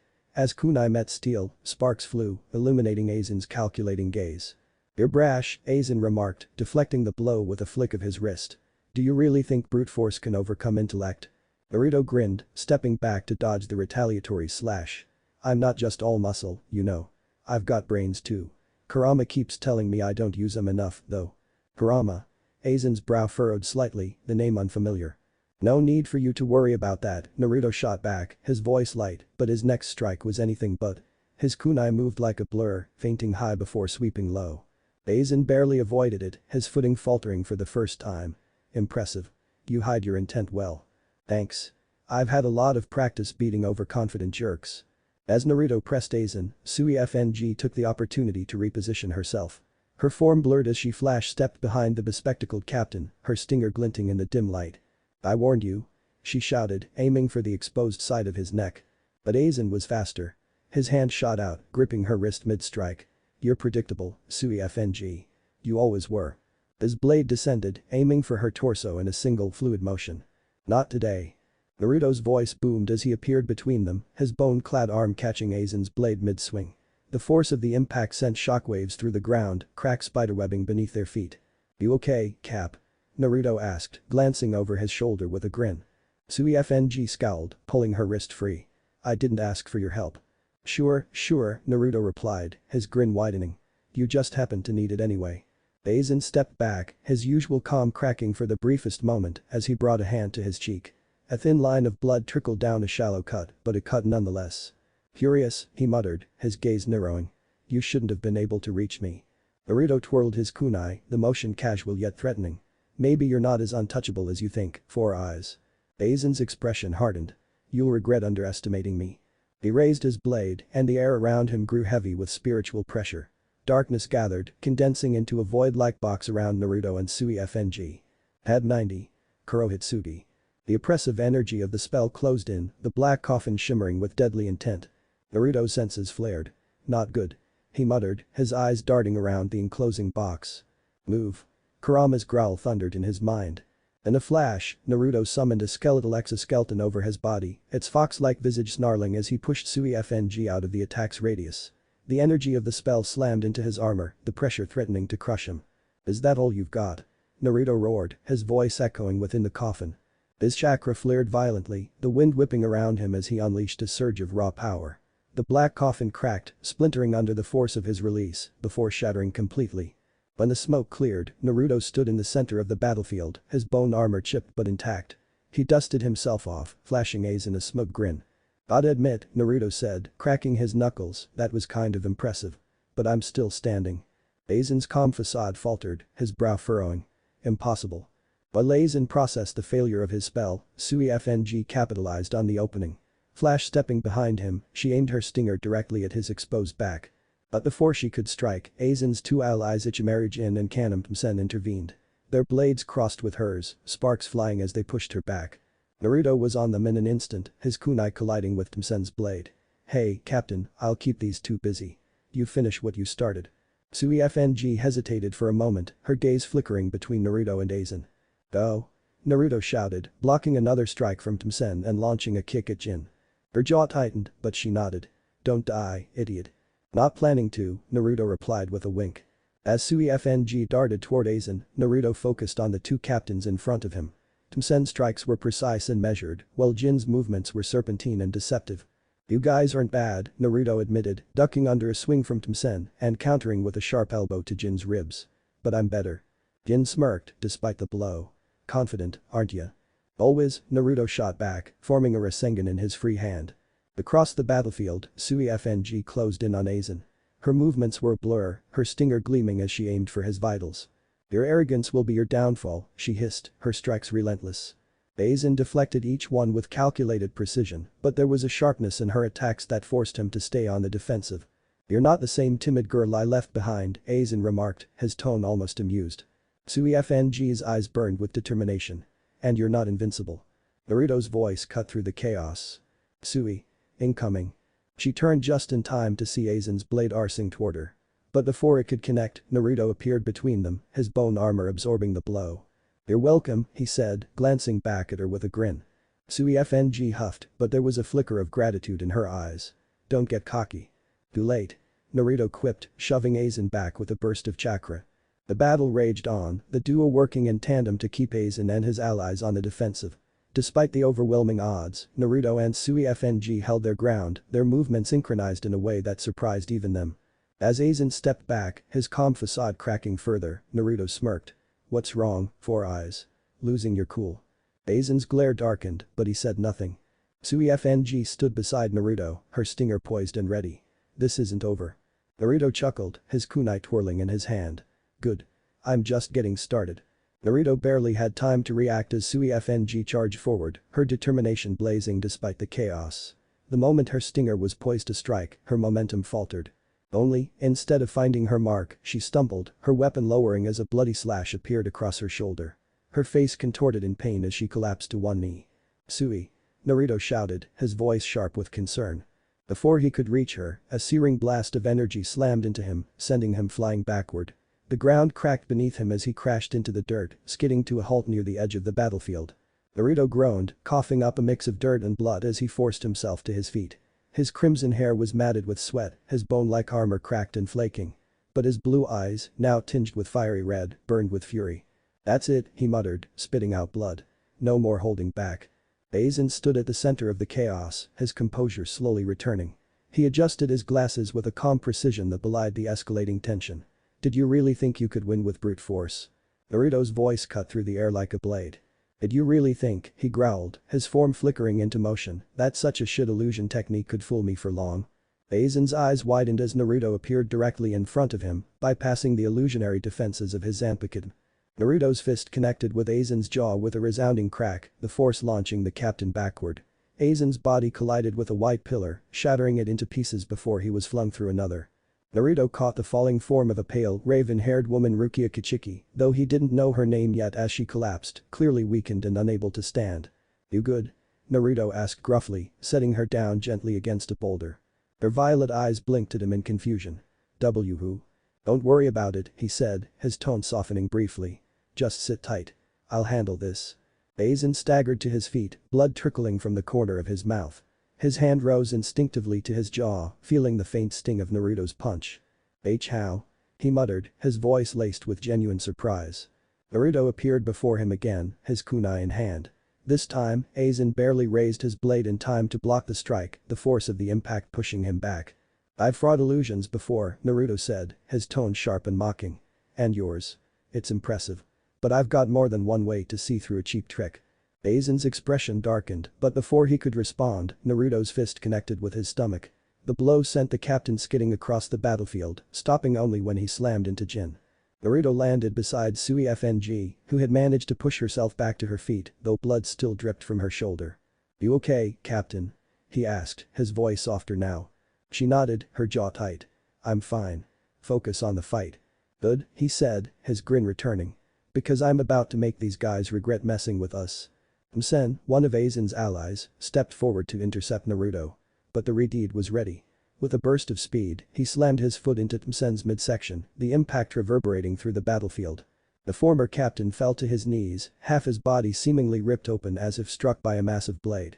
"This is unforeseen," Aizen murmured, his calm demeanor cracking further. He lashed out with his blade, aiming to strike Naruto down, but the shinobi sidestepped with ease. "Foolish," Aizen began, but his words were cut off as Naruto vanished in a blur of motion. Aizen spun on his heel, his eyes narrowing as he caught sight of a second Naruto. "This is..." Before he could react, the clone dissipated in a puff of smoke, and the real Naruto appeared from above, his fist slamming into Aizen's face. The force of the blow sent the traitorous captain hurtling into Jin, the two colliding in a heap. Naruto stood tall, his chakra flaring around him like a fiery aura. His hands moved in a blur as he formed his signature jutsu. Rasen Shuriken. The spinning sphere of wind and chakra hummed with deadly energy, its sharp edges slicing through the air as Naruto hurled it toward the downed captains. Aizen's eyes widened, the first flicker of genuine fear flashing across his face. The jutsu exploded on impact, the force of the blast shaking the battlefield. Dust and debris filled the air, obscuring the outcome. As the dust began to settle, Naruto stood at the edge of the crater, his breathing heavy, but his resolve unwavering. He glanced back at Sui FNG, who was watching him with a mixture of awe and annoyance. "See? Told you I had this," he said, flashing her a grin. She rolled her eyes, though a faint smirk tugged at her lips. "Don't get cocky, idiot." Naruto chuckled, but his expression grew serious as his gaze returned to the crater. "This isn't over yet."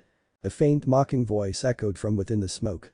"Well played," Aizen said, stepping forward, his form barely singed. "But if that's the best you can do, this battle is far from over." Naruto's grin widened, his red eyes glinting with determination. "Good. I was hoping you'd say that." Sui FNG stepped up beside him, her stinger poised and ready to spider injuries. "Let's finish this," she said, her voice steady and resolute. Naruto nodded. "Together." Chapter 3. Aizen, former captain of the 5th Division, prided himself on his intellect and overwhelming power. He was the embodiment of perfection, wielding the Mjyoku like a god surveying his creation. His power was so extensive that his sheer presence could eviscerate mortals. No one was even a fraction of a fraction compared to him. The thought of him even considering someone a threat was downright laughable if it wasn't so sad. No Shinigami or Hollow could even graze him, let alone touch him. So why, in this moment, was he struggling? His blade dripped with blood, his own blood. His breaths were controlled but heavier than they should have been. His once flawless composure was cracking, if only slightly, under the onslaught of the infuriating red-haired man before him. This peon, this barbarian was proving to be a problem. Why? Somehow, the red-haired ape had taken the life of one of his men. If he wasn't so enraged, he'd be disgusted that someone he had chosen to associate with was felled so easily. Tab number 32. Lucasen. But worse was the fact that he was forced to go on the defensive. His offensive spells, one of which he just cast so easily it would make any Keto green with envy, was easily dodged before the blonde launched a counterattack. He watched on with bated breath as the Redeed snapped his arm in his direction. He expected a wave of energy, or knowing this man's style, a brutish punch. What he got was a kunai. Naruto didn't let up for a second. His movements were a whirlwind of power and precision, his bone-like armor glowing faintly with chakra as he launched himself at Aizen again. A kunai spun deftly in his hand, the edge glinting with an invisible layer of wind chakra so sharp it hummed. Aizen's gaze tracked the weapon, his disdainful smirk returning. A simple kunai? You can't be serious.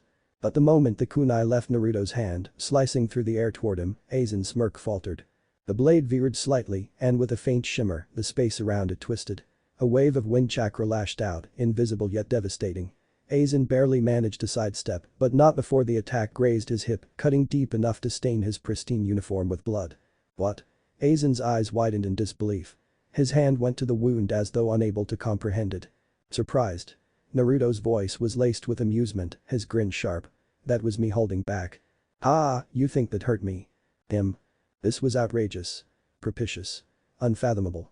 Aizen's eyes narrowed, his calm demeanor slipping as irritation bubbled beneath the surface. With a sharp motion, he raised his blade, calling out, "Head number 73. Smren Smkatsui." Twin blasts of azure fire exploded from his palm, racing toward Naruto with deadly precision. Naruto vanished in a blur of speed, appearing behind Aizen before the spell even reached its mark. Too slow, 4 eyes. He taunted, slamming his foot into Aizen's back.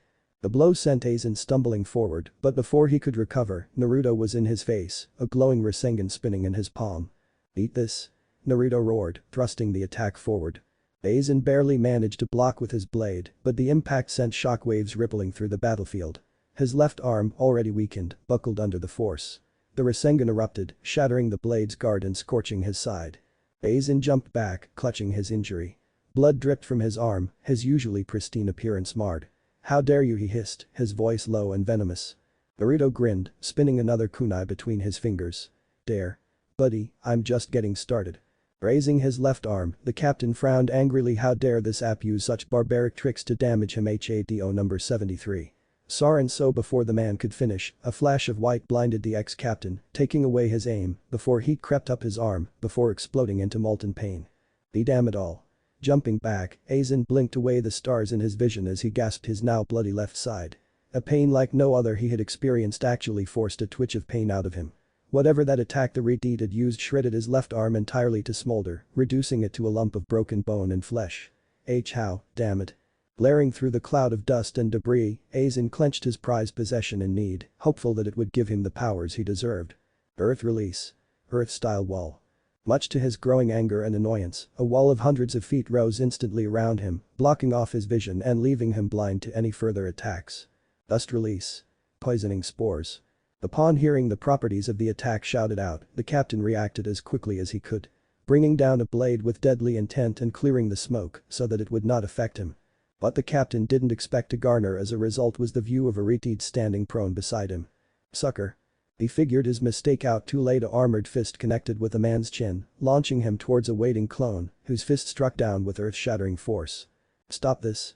Angered, Aizen flipped his body, pocketing the Jyoku as he changed his blade hand, a small cloud of smoke appearing on his palm. With a growl, Aizen raised his spiritual pressure to its peak. The ground cracked beneath him, the sheer weight of his Ryatsu oppressive. Head number 99. Gurikten Metsu. The ground shattered as 5 enormous dragons of light erupted, their maws opening wide as they surged toward Naruto with terrifying speed. But Naruto didn't flinch. His red eyes gleamed with determination, and a cocky grin spread across his face. Big and flashy, huh? I've seen better. Leaping into the air, Naruto flipped over the first dragon, his wind-infused kunai slicing through its form and dissipating it. 2 more dragons closed in, their jaws snapping at him, but he was already moving. Shadow Clone Jutsu.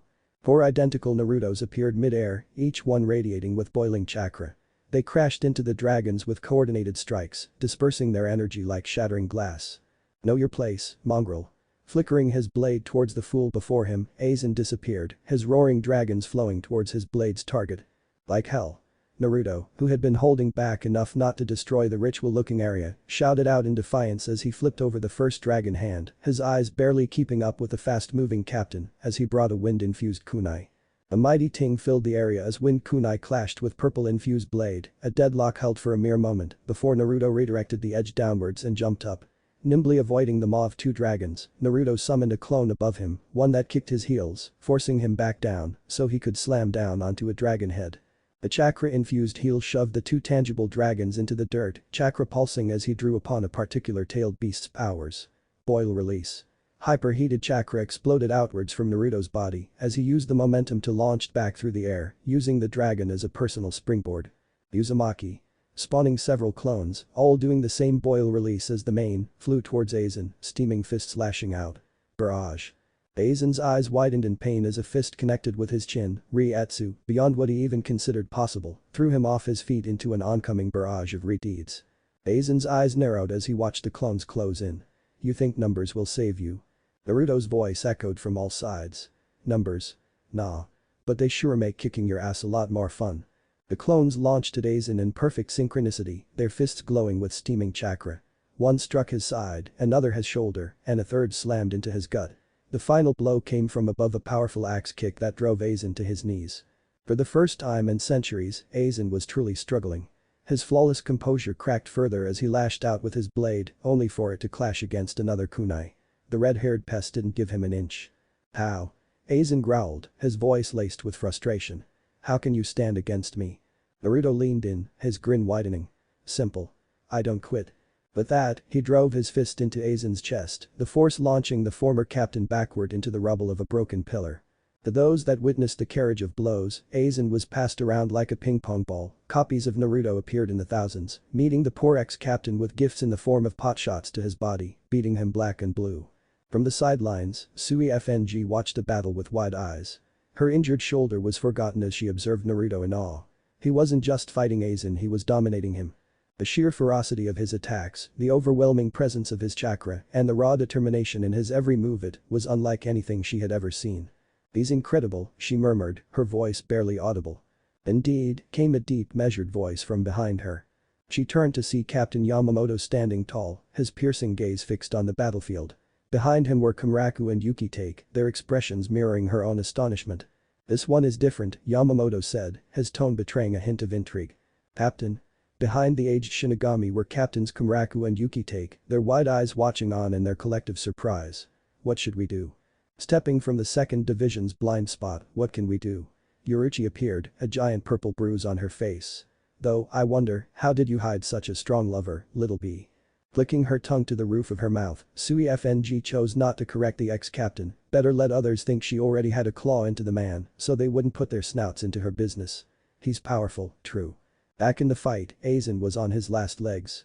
His breaths came in ragged gasps as he struggled to stand. His blade was chipped, his once untouchable aura tarnished. Naruto stood before him, his bone-like armor glowing faintly as steam rose from his body. His fists were clenched, his chakra flaring wildly. "It's over, Four Eyes," Naruto said, his voice calm but firm. "You're done." Aizen's lips curled into a weak smirk. "Not yet." Negation before the captains and ex-captain alike could talk or make a move, the sky above cracked golden beams of light piercing through as the Jillian's negation descended. In an instant, 3 pure golden beams launched onto the Suffice, encasing the 3 traitorous captains, dead or alive.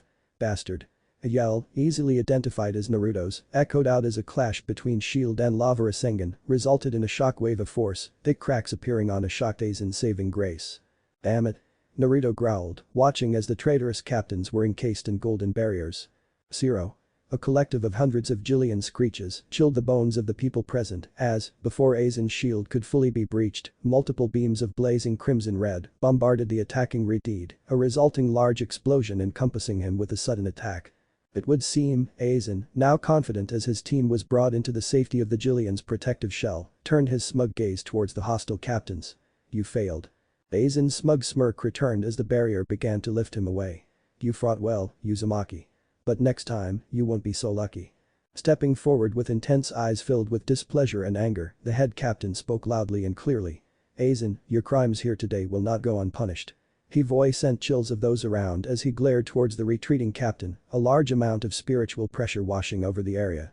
"We will hunt you, day and night, you will never know rest." Aizen, seemingly uncaring of the threat, cockily smirked at the old man as he was taken to safety, his mind already racing about how he would kill the Redeed in their next fight. The battlefield was still charged with tension as Naruto coughed his way out of a pile of rubble, brushing debris from his tattered clothing. The sky overhead was closing, the golden light of the negation fading, and with it, Aizen's smirk as he disappeared. "Damn it." Naruto growled, clenching his fists as he watched the retreating figure. What kind of cheap move was that? Is he some kind of Kagaya knockoff? He gave a frustrated kick to a stray rock, which promptly ricocheted into a nearby pillar, causing it to crack ominously before tumbling to the ground in a plume of dust. Blushing slightly, Naruto scratched the back of his head and muttered sheepishly, "I'll fix that later." "Idiot," Kurama's snarky tone echoed in his mind, cutting through the chaos. "You're low on chakra after that fight. Don't push yourself too hard. We don't know what else these people are capable of." Naruto nodded inwardly, though he wasn't particularly worried about Sui FNG attacking him. He turned to her, offering his usual lopsided grin despite the lingering tension in the air. "So, we make a pretty good team, huh?" he said, raising his fist toward her in a familiar gesture. Suifng blinked at him, clearly caught off guard. "What are you doing?" she asked, eyeing his outstretched fist as though it might explode. "It's called a fist bump," Naruto explained enthusiastically. "It's like a sign of trust or teamwork back home." He bumped his fists together to demonstrate, then held his hand out again, grinning expectantly. Suifng hesitated, folding her arms and glaring at his hand like it was some foreign object. "That's ridiculous," she muttered, but after a moment's pause and a huff of exasperation she brought her fist up and tapped it lightly against his. The instant their fists met, a strange warmth passed between them. Suifng's sharp gaze softened, and for a fleeting moment, she felt a connection strong, steady, and oddly comforting. Her blush deepened as she quickly pulled her hand back, scowling to cover her embarrassment. "What was that?" "Just a little friendly energy," Naruto said with a shrug, trying to downplay the moment. "Don't overthink it." Suifng opened her mouth to retort, but the sound of distant shouting drew both their attention. The battlefield around them was chaotic, with medics rushing between injured Shinigami and Ryoko alike. Suifng's frown deepened as she surveyed the scene. "As much as I'd like to chase after those traitors," she said, her tone sharp, "there are too many wounded here. We need to stabilize them first." Naruto nodded, his grin softening into something more serious. "Got it. Let's get to work."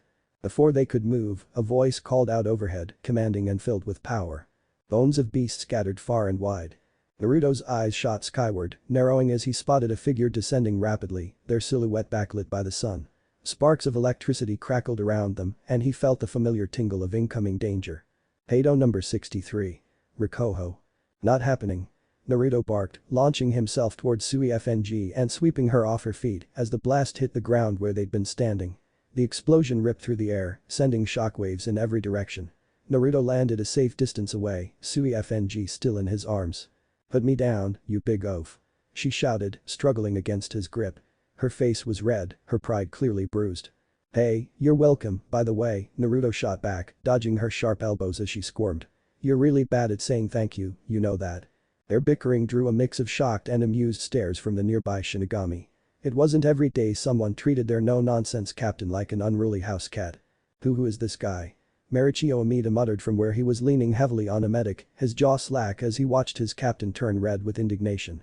When Suifng finally broke free and no follow-up Kido was launched, she stomped away from Naruto with a huff, her twin tails swishing furiously behind her. Naruto, unfazed, turned his attention to the wounded scattered across the field. "Alright," he said, cracking his knuckles. "Time to do some good old-fashioned healing."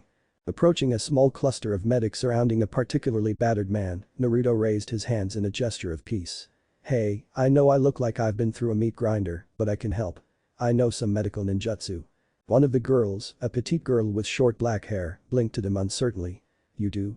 she asked, her voice wavering. "Yup." Naruto crouched beside her and placed his hands over the injured man, his palms glowing with a warm golden light as he focused his chakra.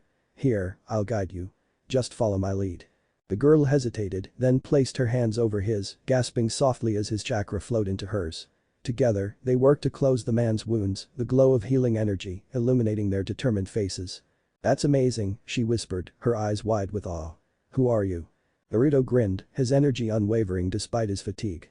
"Just a guy who doesn't like seeing people hurt." As the healing process continued, Naruto noticed the girl trembling slightly. Her gaze lingered on the man they were treating, a mix of guilt and fear clouding her expression. "He's my brother," she admitted quietly. "He got hurt protecting me." Naruto's expression softened. "He's lucky to have you looking out for him," he said gently. "You're doing great." The girl's eyes filled with tears, but she smiled, her hands steadying as they worked together. The injured man stirred slightly, his voice faint but audible. "Rukia." "I'm here, Ani-sama," the girl replied, her voice trembling with relief. "I'm here." Naruto gave the siblings a moment, stepping back to let them talk. But as he watched their interaction, a strange feeling gnawed at him. He couldn't shake the sense that someone was watching him, their gaze heavy and unrelenting. He glanced over his shoulder, scanning the field. Suifng was standing a few feet away, her arms crossed and her sharp eyes locked on him. When he met her gaze, she quickly looked away, a faint blush dusting her cheeks. Naruto chuckled softly to himself. "What's her deal?" he muttered under his breath, though he couldn't help the grin spreading across his face. "Don't get cocky," Kurama's voice rumbled in his mind, tinged with amusement. "She's a tough one, brat. But I gotta admit, she seems to like you." Yeah, Naruto replied mentally, shaking his head as he turned back to the task at hand. Despite the chaos and exhaustion, he couldn't help but feel a strange sense of belonging among these new faces. And he knew one thing for sure, this was just the beginning. Chapter 4. The golden hues of dawn crept over the rooftops of the Soul Society, painting the Sirte in warm tranquil light. The soft rustle of cherry blossoms in the breeze and the rhythmic click of sandals on cobblestones spoke of a city slowly stirring to life. However, the serenity of the morning belied the chaos that had unfolded the day before. In one of the hospital wings near the Shinseikik, Naruto Uzumaki stirred awake. His body ached, his chakra coils throbbed like molten iron, and his head swam with exhaustion. Despite all of that, his first instinct was to sit up and assess the situation. It didn't go well. Ah, crap, Naruto groaned, collapsing back into the chair he'd been dozing in. His limbs felt like they'd been through one of A's infamous boulder throwing sessions, and the memory of the previous day was no comfort. First, there was the sand-filled wasteland where he'd had to fight tooth and nail against monstrous creatures. Then, the clash with Sui FNG and Yuruchi. And finally, the relentless battle against Aizen and his cohorts, followed by hours of draining healing work. If nothing else, he'd learned one thing. Soul Society was no vacation. Imagine not being able to use all of your chakra, Kurama's voice cut through the haze, laced with his usual sarcasm. The great Naruto Uzumaki brought low by a little chakra strain. Pathetic. Shut it, fuzzball, Naruto muttered, rubbing his temples as Kurama's snickering turned into full-blown laughter. Not all of us are walking nuclear reactors, you know. Some of us have to deal with limits. Limits? Kurama scoffed. You? Limits? I've seen you shove enough chakra through your body to make a mountain weep, and you're complaining now. Pathetic. Rolling his eyes, Naruto mentally blocked out the fox's voice. He didn't need Kurama's sass when his own body was already screaming at him. Instead, his attention drifted to the hospital bed next to him. A petite figure lay still, pale but peaceful beneath layers of bandages. Recognition clicked. Rukia, he murmured, the name bringing back the memory of the night before. Her injuries had been severe, grievous enough to make him work overtime just to stabilize her. And yet, despite her wounds, she'd sat vigil by her brother's side until she'd collapsed from sheer exhaustion. Chapter 4. The first rays of dawn filtered gently through the curtains of the recovery ward, painting the room in soft gold and lavender hues. The air was tranquil, the kind of stillness that only existed in the moments before the world fully woke. For Naruto Uzumaki, however, peace was a distant concept. The aches in his body and the faint burn of overused chakra coils served as constant reminders of the chaos that had led him here. Groaning, Naruto sat upright in the wooden chair, stretching with a series of satisfying cracks. Ah, much better, he muttered, rolling his neck. His red hair caught the sunlight, looking almost as wild as his thoughts. He absently rubbed at his sore muscles, his sharp blue eyes scanning the room. A familiar petite figure lying in the adjacent bed drew his attention. Bandaged and pale, Rukia Kichiki looked peaceful in her sleep. The sight brought a small smile to Naruto's face, though it was tinged with concern. He remembered vividly the extent of her injuries, the hours spent healing her after her reckless battle. She's got guts, Naruto muttered to himself. Sitting by her brother's side with wounds like that. Gotta respect it. His eyes softened as he stood, albeit slowly his body protested every movement with dull aches. Walking over to her bedside, he hovered for a moment, debating whether to wake her. Before he could decide, Rukia stirred. Her eyes fluttered open, hazy at first, but quickly sharpening with recognition. Uzumaki. Her voice was raspy, likely from exhaustion and dehydration, but her gaze was steady. Naruto's grin spread wide, his natural confidence kicking in as he leaned casually against the bedframe. Good morning, sleeping beauty. You had me worried there for a second. Rukia blinked at him, her brow furrowing slightly before relaxing into a faint smirk. I didn't expect to see you here. Well, I couldn't leave a patient until they were fully healed, Naruto said, a playful lilt in his voice. He grabbed a nearby water bottle, twisting the cap off with an unnecessary flourish, before handing it to her. How are you feeling, Rukia-chan? Besides being blinded by my handsome face first thing in the morning, I mean. Rukia raised an eyebrow but took the water bottle, her smirk lingering. Better than I've felt in months, surprisingly. She drank deeply, pausing when she noticed the bottle seemed to refill itself. Huh. That's new. Full of tricks, aren't you? Naruto laughed, scratching the back of his head. You could say that. But seriously, I'm glad you're feeling better. You had me worried for a while there. Rukia's smirk softened into something more genuine as she set the bottle aside. You're the one who should be resting. From what I hear, you've been doing everything, fighting, healing, saving my brother. You're supposed to be the injured one, not the nurse. I'm tougher than I look, Naruto said with a wink, flexing his bicep for effect. And besides, it's kind of my thing, helping people. Rukia rolled her eyes, but her lips quirked upward. Humble, too. Always, he quipped, his grin widening. Then, more seriously, he added, but seriously, you've got to take it easy. Getting stabbed in the chest is no joke. Rukia arched an eyebrow, tilting her head slightly. Speaking from experience. Unfortunately, yeah, Naruto replied with a chuckle, rubbing the back of his neck. Lost count of how many times I've been impaled, actually. Not a fun hobby, I'll tell you that much. Rukia stared at him for a moment before letting out a soft laugh. You're unbelievable. Thank you, I try. Naruto straightened up, his usual mischievousness returning as he leaned in slightly, his tone dropping just enough to be teasing. And, for the record, you're a lot cuter when you're not on death's doorstep. Rukia blinked, her cheeks dusting with pink. She quickly turned her head away, feigning disinterest. Flattery doesn't work on me, Uzumaki. Naruto smirked, stepping back and stretching his arms above his head. Maybe not, but I'm still gonna keep trying. What can I say? I've got a thing for strong, petite women. Her head whipped back toward him, her mouth opening to retort, but Naruto had already turned, his grin playful and cocky. Rukia huffed, crossing her arms as she muttered something about annoying redeeds. As Naruto made his way toward the door, the sight of the rising sun through the window caught his attention. He paused, his expression softening as he glanced back at Rukia, who was watching him with a mixture of curiosity and exasperation. You're something else, Rukia-chan, he said, his tone unusually sincere. Rest up. The worlds would be a lot less interesting without you in it. And with that, he slipped out of the room, leaving Rukia staring after him, her cheeks still faintly pink. As the door clicked shut, she shook her head, a small smile tugging at her lips despite herself. Idiot, she murmured, but the word lacked its usual bite. Instead, it carried something softer, something she wasn't quite ready to name. Chapter 5. The Art of Tactical Retreat. Sliding the wooden panel shut behind him, Naruto stretched his arms above his head, groaning in satisfaction as his muscles popped back into place. Man, I really need to stop sitting for so long. Starting to feel like an old man. He shook out his arms, a cocky grin spreading across his face, as the usual warmth of movement coursed through his body. On your left. Naruto ducked instinctively, a blade whizzing through the air just above his head. His sharp blue eyes darted up to see a massive figure looming over him, a man with a wild grin, wrapped in bandages that crisscrossed his upper body like a trophy case for his injuries. A single crazed eye gleamed with bloodlust. Nice dodge. The man roared, his voice reverberating through the narrow hallway as he leaned down to size Naruto up, his grin widening to almost inhuman proportions. Naruto straightened, his body still relaxed despite the sudden assault, his gaze flicking over the man's form. His tone was conversational, almost amused. Those bandages gotta be a good story there. What happened? Bad shaving accident. The man barked a laugh, not answering the question, instead hefting up a jagged, oversized blade. You look strong, he said, almost salivating, before swinging the sword in a wide arc that should have cleaved Naruto in half. Naruto, unimpressed, sidestepped the swing with casual ease, his sharp reflexes kicking in, as if he were dodging a falling leaf. His lips curled into a playful smirk as he jabbed a fist toward the man's kidney. Not bad, but let me show you how it's done.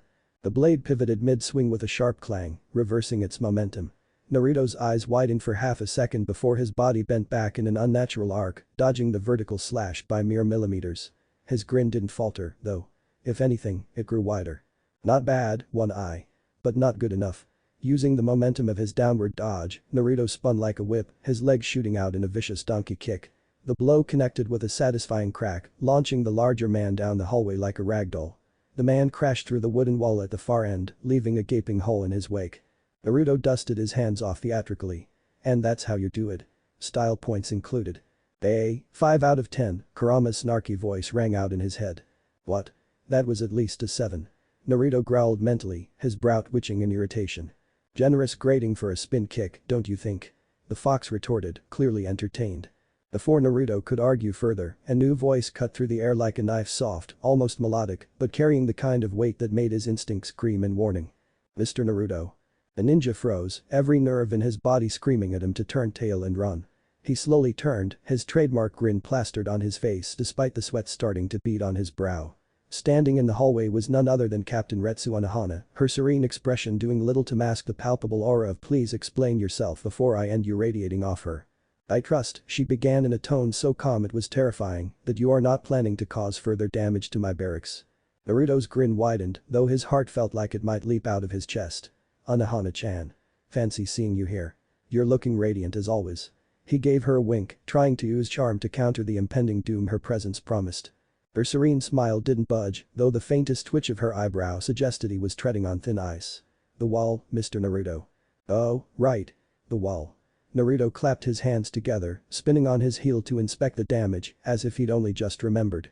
I'll, fix that right now. Before he could move, the ceiling above them exploded in a rain of splintered wood and plaster. A second figure crashed through, landing in a cloud of dust and debris. The sheer force of the impact sent another shockwave through the hallway, rattling the already fragile walls. Naruto barely had time to register the arrival before his instincts flared again. The storm of dust was headed straight for Anohana. Naruto, calculating his odds of surviving both an angry assailant and a displeased Anohana, came to the only logical conclusion. Tactical retreat. With a flourish, he threw down a smoke bomb, vanishing into the swirling cloud with all the subtlety of a crashing meteor. He heard a startled gasp from Anohana and what might have been an enraged growl from the one-eyed lunatic he just punted through a wall, but he didn't stick around to confirm. Ducking and weaving through the labyrinthine barracks, Naruto pushed his speed to the limit. Not stopping until I'm at least a mile away, he muttered to himself, his voice tinged with equal parts amusement and terror. Coward, Kurama's voice drawled in his mind, though there was an undertone of approval. Naruto smirked as he vaulted over a low wall, the wind rushing past his face. Not cowardly, just strategic. You can't fight when you're dead, Kurama. By the time Naruto finally slowed down, he was well outside the hospital compound and halfway across the Sirte. He stopped atop a rooftop, catching his breath as he glanced back at the faint silhouette of the barracks in the distance. Okay, he said to himself, brushing off his jacket and flashing a cheeky grin to no one in particular. That went great. No one died, and I didn't get stabbed. Solid day's work. But even as he joked to himself, the memory of Anohana's serene, terrifying smile lingered in his mind.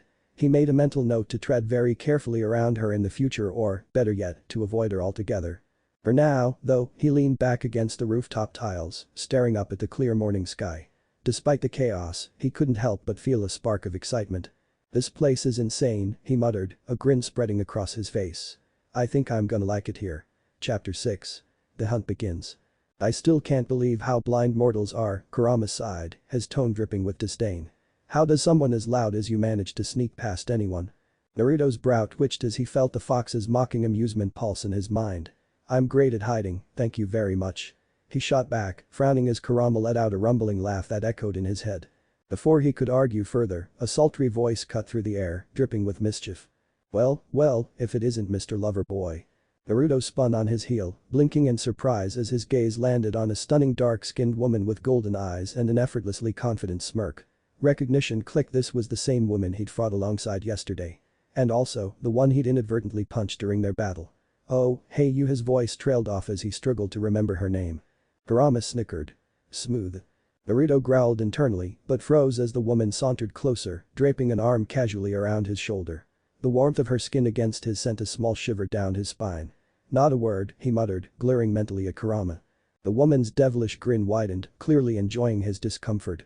Oh, come on, she teased, her lips dangerously close to his ear. You had your hands all over me during that fight and you can't even remember my name. TSK. She gave him a mock pout before leaning closer. It's Uruchi. Don't forget it. Naruto swallowed hard, his usual confidence faltering for just a moment as he coughed awkwardly, trying to put some distance between them. A faint blush dusted his cheeks, which only seemed to amuse Uruchi further. What about you, handsome? She continued, her voice smooth as silk. I didn't catch your name last time and little B's been very tight-lipped about it. She stepped in front of him, playfully pushing at his shoulder to try and level their height. Unfortunately for her, Naruto's towering stature only emphasized their difference, leaving her effort slightly futile. Naruto, he finally managed, his usual grin returning as he tilted his head slightly, mischief sparking in his eyes. Naruto Uzumaki, strongest shinobi of the elemental nations. And apparently, the guy who keeps running into overly confident women. Oh, confident, huh? Uruchi laughed, arching an eyebrow. You better watch yourself, Uzumaki. Confidence is my specialty. Before Naruto could reply, a soft yet familiar voice interrupted their playful banter. Naruto-san, what are you doing here? Naruto turned to see Orihime standing nearby, her bright orange hair catching the sunlight and her expression warm but slightly curious. Relief washed over him like a wave. Orihime. You're a lifesaver, he said, darting out from under Uruchi's arm with ninja-like speed. In a smooth motion, he slung an arm around Orihime's shoulders, pulling her into a friendly hug that left her blinking in surprise. We've got some, medical things to discuss. Super important. Bye. Before Uruchi could respond, Naruto vanished in a golden blur, leaving the former captain standing alone. Her wide-eyed surprise quickly melted into a predatory grin. Oh, the hunt is so on, she murmured, her golden eyes gleaming with amusement. Naruto reappeared behind a corner a safe distance away, letting out a breath of relief. That was close, he muttered. HMMPHFF. Startled, Naruto looked down to see Orihime still in his arm, her face glowing a bright red, her lips pressed tightly shut as if holding back a scream. Steam practically poured from her ears, and her whole body radiated embarrassment. Oh, Orihime. Naruto frowned, his tone shifting to concern as he tilted his head closer to her. You okay? The girl's only response was a muffled squeak before she went completely limp in his arms, her weight slumping against him. Oh, Naruto blinked, panic creeping into his expression as he glanced around frantically. Okay, think, Naruto. What would Tsunade-bachan do in this situation? Kurama's laughter echoed in his mind. I can think of a few things she wouldn't do, Brad. Probably best to avoid those. Naruto's gaze softened as he looked at Orihime's unconscious face. The vivid blush on her cheeks reminded him of someone, a certain shy, dark-haired girl who used to faint just as dramatically whenever he got too close. Oh, man. I've got a type, he realized, the thought hitting him like a ton of bricks. Petite, kind-hearted, and easily flustered. It was all starting to make sense. Shaking his head, Naruto carefully shifted Orihime so he could carry her more comfortably. Great, he muttered, glancing down at her with a sheepish smile. Now I'm the guy making girls faint left and right. That's definitely not how I planned my morning. You say that like it's a bad thing, Kurama snickered. Shut up, you oversized furball, Naruto shot back, though there was no heat in his voice. His grin returned as he adjusted Orihime in his arms, his confidence and humor bubbling back to the surface. Still, I can't complain. Life in this place is already way more fun than I expected. With that, he set off down the cobbled path, the unconscious Orihime in his arms and a mischievous glint in his eye. The Soul Society was proving to be full of surprises, and Naruto was just getting started. Naruto cradled the unconscious Orihime gently in his arms as he moved with a golden blur through the quiet streets of the Soul Society, his feet barely touching the ground. The hospital loomed in the distance, its white walls a stark contrast against the endless expanse of the morning sky. He slipped into the building with practiced stealth, blending into the shadows as he navigated its halls. His enhanced senses should have made finding a suitable room easy, but something felt off. Kurama, he muttered, his voice low but urgent, I'm having trouble sensing people here. It's like they're being cloaked by something chakra, maybe. The fox rumbled deep in his mind, his voice a mix of curiosity and irritation. That's because you've been relying on your yin chakra too much, Brad. Ever since we got here, you've been unintentionally leaning into it. Yang's been sitting dormant except for when you healed those mortals. Naruto's brow furrowed as he considered Kurama's words. Yin chakra, that explains the haziness. Fine. Let's fix that, Naruto said aloud, ducking into an empty room. Closing the door behind him, he focused inward, channeling his yang chakra into balance with his yin. The shift was immediate. His internal landscape changed as he was dragged into it. The gray fog lifting to reveal vibrant forests and towering mountains that stretched into the horizon. Kurama stood in the center of the clearing, his massive form casting a shadow over the landscape. Better. The fox grunted, folding his claws as Naruto's alternate self, Yami, stepped out from the trees. Looks like we're back in business, Yami quipped, gesturing to their shared domain. He wore an inverted version of Naruto's sage robes, crimson pants and a rusty orange shirt, accented with bone armor on his hands, feet, and a fox-shaped mask perched on his head. Naruto glanced down at his own restored sage outfit and then at the armor that seemed to materialize on Yami. Wait, I didn't summon the bones, he muttered, reaching out to touch the armor, which disappeared from Yami and reappeared on him. He felt a surge of Kurama's chakra flow through him, bolstering his strength. Interesting, Naruto thought, flexing his fingers as the bones formed and retracted on command. Looks like we've got something new to test out, he said with a grin. Careful, brat, Kurama interrupted, his voice laced with caution. You don't want to scare these Shinigami too much. Humans, no matter how supernatural, don't react well to power they don't understand. Naruto sighed, nodding reluctantly. Yeah. No smashing walls or turning their captains into craters. Got it. His grin faded slightly as Kurama's warning settled over him. He knew Kurama was right. People feared what they didn't know. But that wouldn't stop him from helping those in need. The sudden jolt of his mindscape dissipating brought Naruto back to reality. A sharp presence pressed against his senses like a blade against his neck. Yes, Kurama warned, his voice sharper now. And they're not happy. Naruto's muscles tensed as he scanned the room. The only exit was the door. Guess I'll have to face them head on, he muttered. Before he could act, a deep commanding voice rang out from beyond the door. Mr. Uzumaki, I suggest you open this door. Running will only complicate matters. Naruto froze. That voice, it's strong. His instincts screamed danger, but he exhaled, centering himself. Guess there's no avoiding this. He unlocked the door and opened it slowly, revealing an elderly man with a stern expression, clad in traditional robes that radiated authority. The air around him felt heavy, charged with an unseen force that pressed against Naruto like a tidal wave. The man stepped forward, his cane tapping against the wooden floor with deliberate precision. "I am Shijikuni Yamamoto, General of the Gatei 13 and Captain of the 1st Division," he said, his tone formal but edged with steel. "You are an unknown entity in my land. While some of my captains may tolerate your presence, I do not trust you." Naruto felt the weight of Yamamoto's spiritual pressure increase, trying to force him to his knees. But the Redeed stood firm, his own chakra flaring subtly in response. "And yet, I'm still standing," Naruto said, a confident smirk playing on his lips. "Name's Naruto Uzumaki. Sorry to crash your party, but I got here by accident." Yamamoto's eyes narrowed slightly, and the pressure doubled. "Explain." Naruto took a deep breath, forcing himself to remain calm. "I was thrown out of my home dimension while deflecting an attack that was supposed to destroy the moon. I landed in some desert filled with crazy beasts, fought my way through, and ended up here. The rest, well, you've seen it. I fought your enemies and healed your people because it was the right thing to do. That's just who I am." Yamamoto's gaze was unreadable as he studied Naruto, the oppressive energy in the air easing slightly. "You expect me to believe this?" "Believe what you want, Gramps," Naruto replied with a shrug, his grin widening. "But I'm not here to cause trouble. In fact, I'm looking for a way home. Maybe I can help you while I'm here." The elder captain hummed thoughtfully, tapping his cane again. After a moment, he reached into his robes and pulled out a scroll, handing it to Naruto. "We have a situation. A dragon has been terrorizing an allied group and our forces are unable to deal with it. Handle this problem and I will consider assisting you in your quest to return home." Naruto blinked in surprise as he unrolled the scroll, scanning the intricate script and symbols. The details painted a dire picture: an immense dragon terrorizing the London underground, its power overwhelming the forces sent to stop it. Kurama's growl rumbled in his mind. "Don't do it, brat. This isn't your world. These aren't your people." Naruto's hand tightened around the scroll. "They might not be my people, but they need help," he replied, his voice steady. Kurama sighed heavily. "You're going to do it anyway, aren't you?"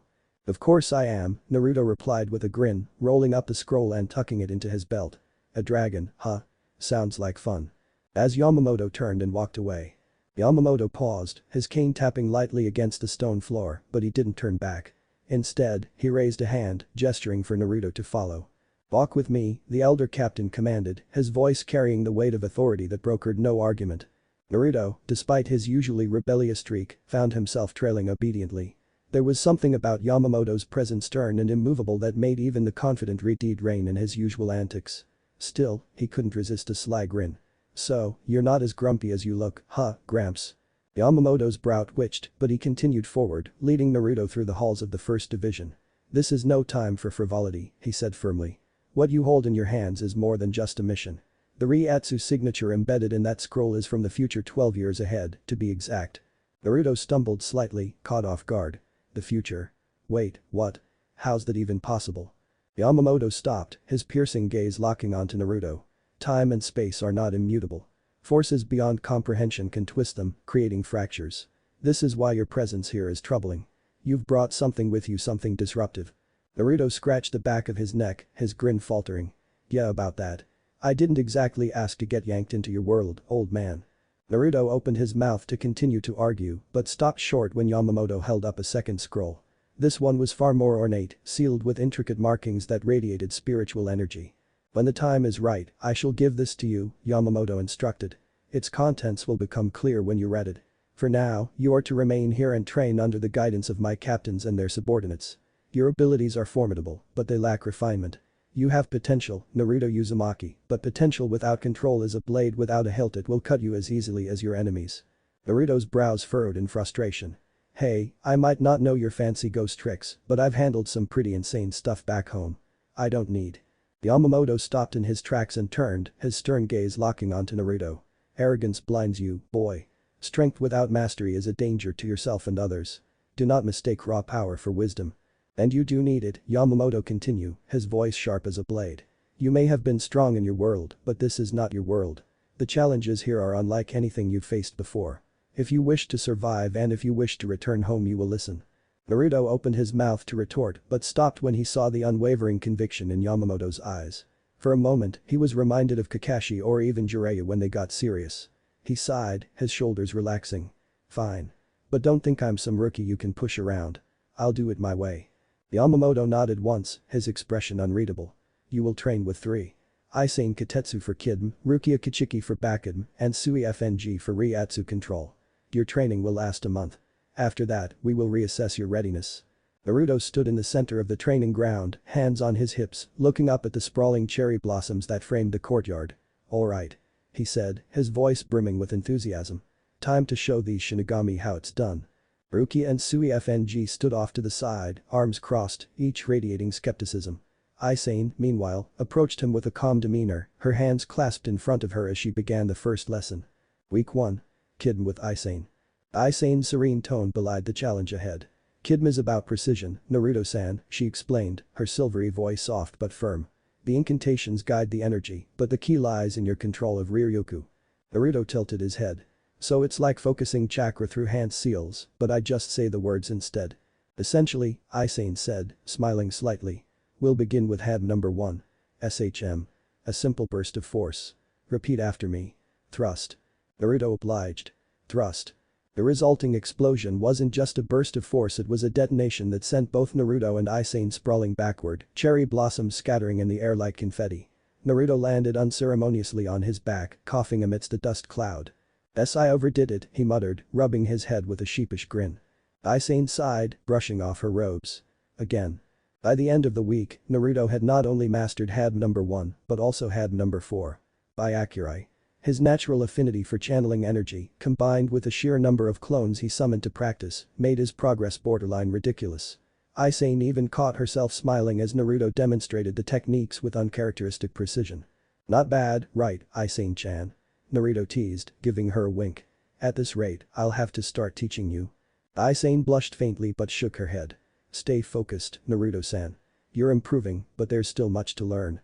Week 2. Bakidm with Rukia. Bakidm, Rukia began, pacing in front of Naruto like a drill sergeant, is about restraint and precision. Unlike Kidm, it isn't destructive. It binds your opponent, immobilizes them, and gives you control over the battlefield. Naruto leaned against a nearby tree, his arms crossed lazily. Control, huh? I'm not bad at that. Rukia stopped in her tracks, turning sharply to glare at him. Oh really? Let's see. She demonstrated Bakidm number 4. Hinawa, the golden rope of energy snaking from her fingertips to bind a practice dummy. Your turn. Naruto pushed off the tree with a confident grin. Easy. He copied the incantation, summoning a flickering rope of energy. It didn't bind the dummy, it slapped it limply and fell to the ground.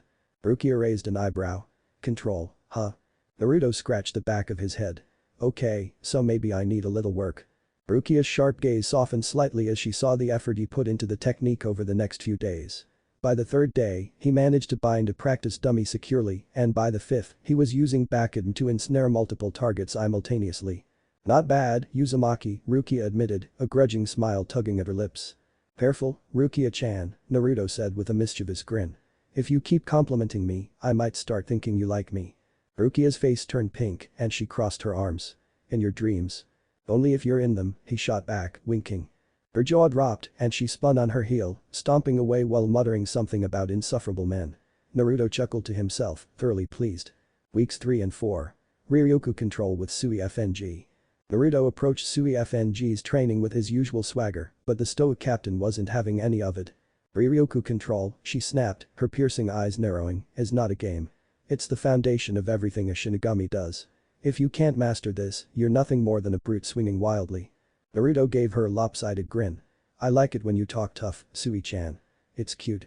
Sui FNG's face flushed with irritation, but she refused to rise to the bait. We'll see how cute you think it is after today. The training was grueling. Sui FNG forced Naruto to balance his spiritual energy while performing intricate maneuvers, often pushing him to the brink of exhaustion. When he faltered, she didn't hesitate to call him out. Pathetic, she snapped after he failed to maintain his energy flow while performing a flash step. You'll never master this if you don't focus. Naruto, panting heavily, wiped sweat from his brow, but grinned. You're just trying to keep me here longer, aren't you? Admitted you like having me around. Sui FNG stiffened, her cheeks tinged with pink. Get back to work. By the end of the 4th week, Naruto had not only mastered Riryoku control, but had also developed a newfound respect for Sui FNG's relentless discipline. She, in turn, found herself begrudgingly impressed by his determination and adaptability, though she'd rather die than admit it outright. The final day. On the final day of training, Yamamoto called them all to the courtyard for a demonstration. Captains and lieutenants alike gathered to watch as Naruto showcased what he had learned. Aizen nodded approvingly as Naruto flawlessly executed Hadmen Bakudm spells in rapid succession. Rukia smirked as he demonstrated Bakudm number 61. Rikijumgwam, the 6 rods of light binding a target firmly in place. Sui FNG crossed her arms, her expression unreadable, but her pride was evident in the slight upward curve of her lips. When the demonstration ended, Naruto stood in the center of the courtyard, his arms spread wide. So? How'd I do? Yamamoto stepped forward, his gaze sharp but approving.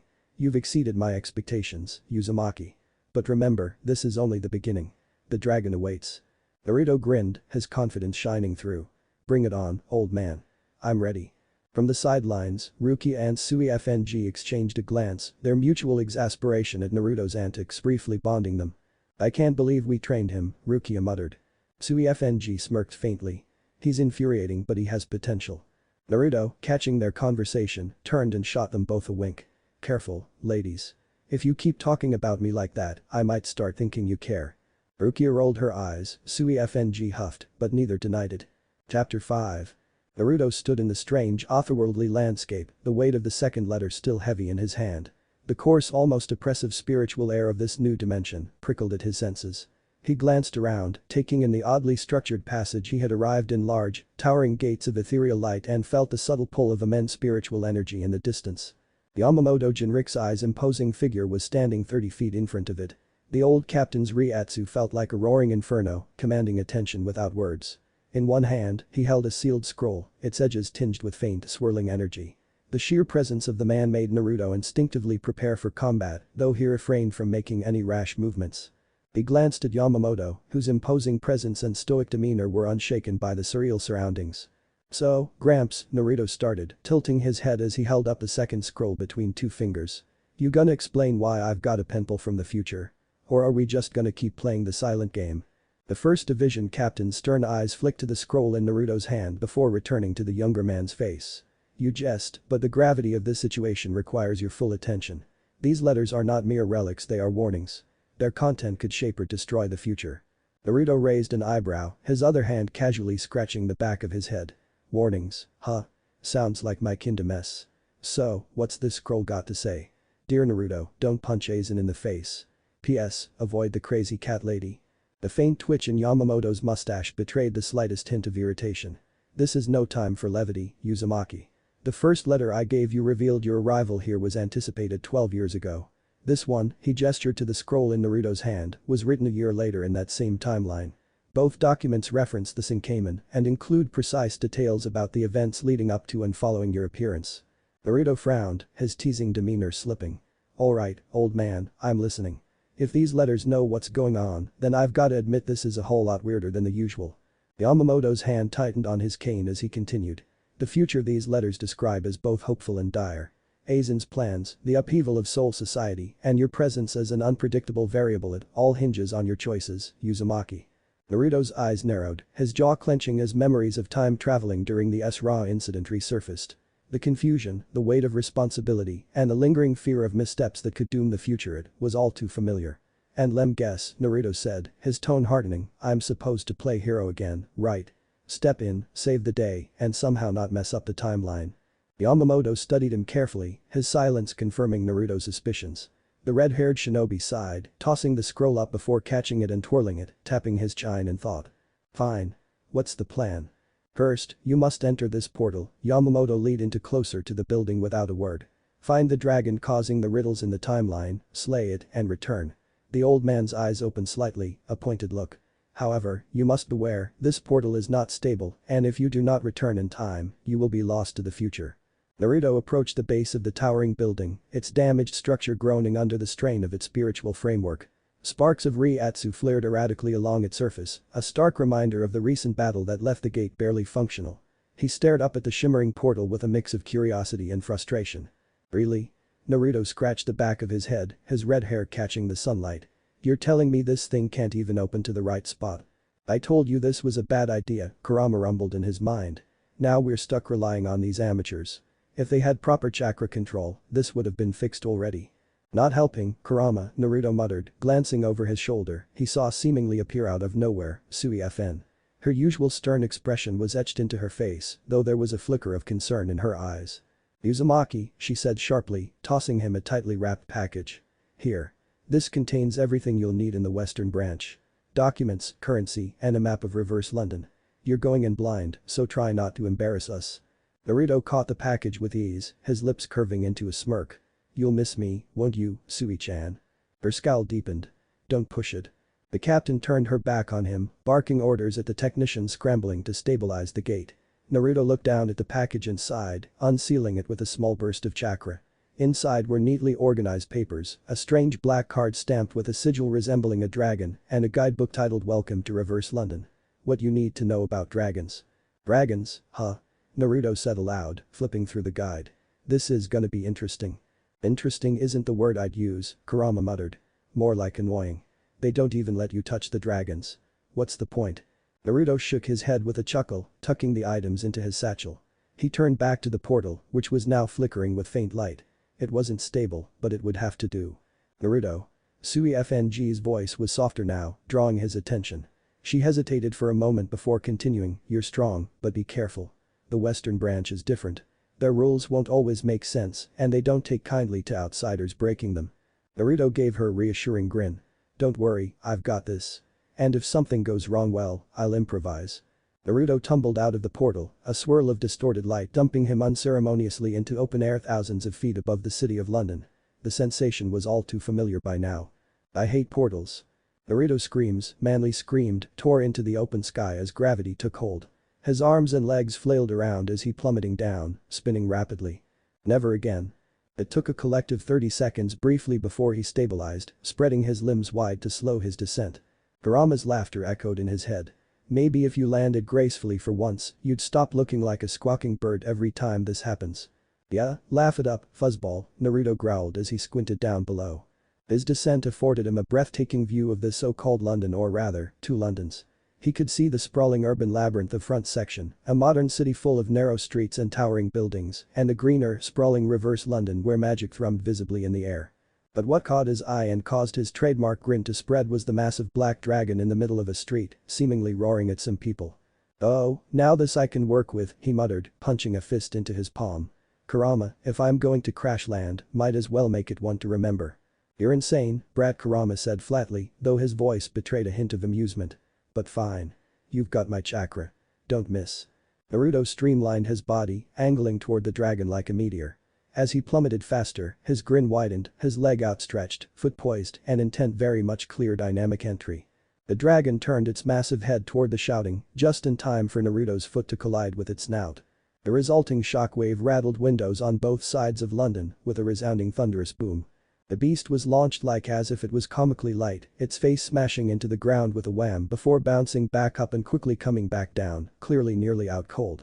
After several seconds of laying in defeat, having been almost literally flattered to death by the comet that was Naruto, the dark dragon shakily rose up, his eyes of red gleaming, and roared, its black scales rippling with malevolent energy as it bore down on Naruto. The towering creature's glowing red eyes locked onto the grinning shinobi, whose only response was to crack his knuckles and step forward with unshakable confidence. Naruto took one look at the oversized lizard and smirked. "Alright, big guy," he said, slamming his fists together. "No chakra, no fancy jutsu. Just me and my fists. Put 'em up." "This is either going to be really impressive or really stupid," Kurama muttered, but Naruto didn't care. The dragon lunged, its claws raking through the air toward him. Naruto sidestepped with ease, his movements precise and fluid, honed through years of training under A and B. He ducked under the massive swing and landed squarely in front of the beast's chest. "That all you got?" Naruto taunted, planting his feet. "Here, let me show you how it's done." With a thunderous roar of effort, Naruto drove his fist into the dragon's scaled torso.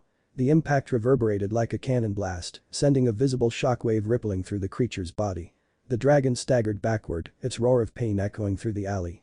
Naruto didn't stop there. He was a blur of motion, darting under the dragon's snapping jaws and hammering its legs with powerful kicks. Each strike landed with enough force to crack the stone beneath the dragon's feet, making the creature stumble as it struggled to keep up with his speed. "Come on, keep up," Naruto shouted, dodging another swipe of its claws. He jumped onto the dragon's back with a powerful leap, grabbing one of its horns for balance. The dragon thrashed, trying to shake him off, but Naruto held firm. "Not so tough now, huh?" He grinned, driving an elbow into the base of its neck. The beast roared, bucking harder, but Naruto leaped off with a graceful backflip, landing in front of the stunned Wingbind members. One of them stared, slack-jawed. Did he just punch a dragon into submission? Another member, still gripping his weapon, nodded slowly. Yeah, he did. Naruto raised a hand to the crowd, flashing a confident grin. That's what happens when you. The dark dragon wasn't done yet. It roared, summoning a blast of dark energy in its maw. The attack lit up the alley with an eerie glow, sending debris flying as the dragon prepared to unleash its fury. Naruto stood his ground, rolling his shoulders. Alright, big guy. One last round. As the dragon fired its beam, Naruto dashed straight into it. His muscles rippled as he braced against the raw force, fists clenched and feet digging into the ground. With a primal yell, he pushed through the beam, closing the distance in seconds. The dragon's eyes widened in disbelief as Naruto appeared in front of it, arm cocked back. Night, scaly. With a devastating uppercut, Naruto drove his fist into the dragon's jaw. The force sent the creature hurtling into the sky, its massive body disappearing into the clouds before crashing down in the distance with a deafening thud. Naruto dusted off his hands, turning back to the stunned Wingbind members. So, do I get some kind of badge for that? Or maybe a free meal? The leader of the group stepped forward, his face a mixture of awe and bewilderment. Who the hell are you? Before the Naruto could respond, a familiar dragon-shaped badge on the man who asked him uniform began glowing. A holographic screen appeared in midair, displaying the face of a young woman with blonde hair tied in pigtails. "Boy, what's going on over there?" The woman barked, her voice dripping with annoyance. "Why am I seeing reports of a civilian beating a dragon senseless? That's not exactly standard protocol." Naruto leaned in, squinting at the projection. "Who's the loudmouth?" The woman's eyes narrowed. "I'm Nini Spankcole, Wingbind's Piper's division. And you've got some explaining to do, buddy." Naruto smirked, crossing his arms. "Sure thing, Spankcole. Just point me to wherever the big shots hang out and I'll clear it up." The Wingbind members exchanged uneasy glances. One of them stepped forward hesitantly. "You'll need to report to headquarters, but it might take a while to process this." Naruto shrugged. "No rush. Just tell me where the dragons hang out, I might as well find something to do while I'm waiting." As the group began escorting him toward the heart of reverse London, Naruto couldn't help but grin. This new world was shaping up to be a lot of fun. And if there were more dragons to punch, all the better. "You're going to get yourself banned from this place, you know," Kurama said, sighing. "Yeah," Naruto replied, his grin widening. "But at least I'll go down swinging." Naruto strode alongside the Wingbind members, hands behind his head, whistling as they led him toward reverse London headquarters. The bustling streets caught his attention. Dragons of all sizes perched atop buildings or flew lazily through the skies, completely at ease among the city's inhabitants. It was unlike anything he'd ever seen, and he couldn't help but grin at the absurdity of it all. Ahead of him, the holographic projection of Nini Spankcole shimmered before fizzling out. Moments later, a real voice pierced the air. "You're the idiot who thought it was a good idea to punch a dragon." The voice was sharp and dripping with irritation, and Naruto turned to see her. Nini Spankcole stood with her arms crossed, a scowl plastered on her face. She was every bit the firecracker he had expected, her green eyes blazing with annoyance. Her messy blonde pigtails swayed as she stepped closer, her plaid cape catching a breeze as she moved. Her height, just a foot shorter than Naruto only, made her fiery demeanor more amusing to him. Naruto's grin widened as he took in her appearance. "Yup, that's me," he said, offering a casual wave. "Naruto Uzumaki. Resident dragon puncher," and he paused for effect, shooting her a wink. "Your future boyfriend." The Wingbind members behind him froze, staring in horror at his bold declaration. Nini's scowl deepened, her face flushing red as she stepped right into his personal space. "Excuse me?" she snapped, poking a finger into his chest. "Did I hear that right, or are you just as stupid as you look?" Naruto chuckled, brushing her finger aside with a laugh. "You heard me. You're feisty, short, and kind of cute. What's not to like?" "Brat, you're going to get yourself slapped," Kurama grumbled in his mind, though he sounded mildly entertained. Nini's eyes narrowed dangerously, but instead of slapping him, she smirked. "Cute. That's rich coming from someone who looks like he fell out of a bad action movie." Naruto placed a hand over his heart, feigning a wounded expression. "Ouch, straight to the heart. But you know what they say, love hurts." That was it. Nini's temper flared, and she reached for the witch kit holstered on her thigh. "I don't know who you think you are, but you're about to learn a thing or two about." Whoa, easy there," Naruto said, raising his hands in mock surrender. "I'm just joking. Well, mostly. But seriously, punching things is kind of my thing. I figured you'd be impressed." "I'm impressed, all right," Nini retorted, glaring up at him. "Impressed that someone can be this obnoxious." Naruto laughed again, genuinely enjoying her fiery attitude. She reminded him of Sakura, but there was something undeniably charming about her smaller frame and the way she carried herself. It was like she had something to prove, and he respected that. Plus, her reactions were hilarious. "Alright, Spankole, you've got me figured out," he said, stepping back to give her some space. "But admitted you like me a little bit already, don't you?" Nini scoffed, rolling her eyes. "Yeah, sure. And dragons are just overgrown puppies. Now shut up and follow me. Headquarters isn't far, and I don't have all day to babysit you." She turned on her heel and marched ahead, her cape swishing behind her. Naruto followed with an easy smile, his hands stuffed into his pockets. "She likes me," he said to himself, loud enough for Nini to hear. "Shut up." She snapped without looking back, her ears turning red. "This is going to be fun," Kurama said, his tone dripping with sarcasm. "Oh, definitely," Naruto replied mentally. "She's got spunk. I like that." As they walked, Naruto couldn't help but wonder what other surprises Reverse London had in store for him and how long it would take to win Nini over. Naruto and Nini continued down the bustling streets of Reverse London, their dynamic immediately drawing attention. Nini's quick strides and agitated muttering contrasted with Naruto's leisurely pace and persistent grin. The Wingbind members trailing behind exchanged uneasy glances, silently praying their fiery colleague wouldn't blow up on their new guest. "So, Spankole," Naruto began, falling into step beside her, "what's the deal with this place? Dragons, magic, hidden cities, pretty wild stuff." Nini shot him a sharp look, her green eyes narrowing. "What's the deal with you? You show up out of nowhere, punch a dragon into next week, and now you're strutting around like you own the place. Who even are you?" Naruto smirked, rubbing the back of his head. "Told you already, Naruto Uzumaki. Hero, shinobi, dragon puncher, future boyfriend. Don't push your luck." Nini snapped, her cheeks flushing as she spun on him. "You're lucky I don't knock you out right here." "Ice-tea," Naruto teased, leaning closer. "I like that." Nini groaned, throwing her hands up. "Unbelievable. How are you even real?" "Hey, don't be like that," Naruto said, stepping back with a grin. "You're fun to mess with. Reminds me of home." "Fun? You think this is fun?" Nini muttered under her breath, turning away from him. "You're the most irritating guy I've ever met." As they approached Wingbind headquarters, the atmosphere shifted. The towering spire loomed above the city, its ornate architecture gleaming with magical energy. Dragons soared around its upper levels, and rows of uniformed members moved in and out of the massive front gates. Nini stopped abruptly, turning to Naruto with a pointed glare. "Listen, Uzumaki, you're in my world now.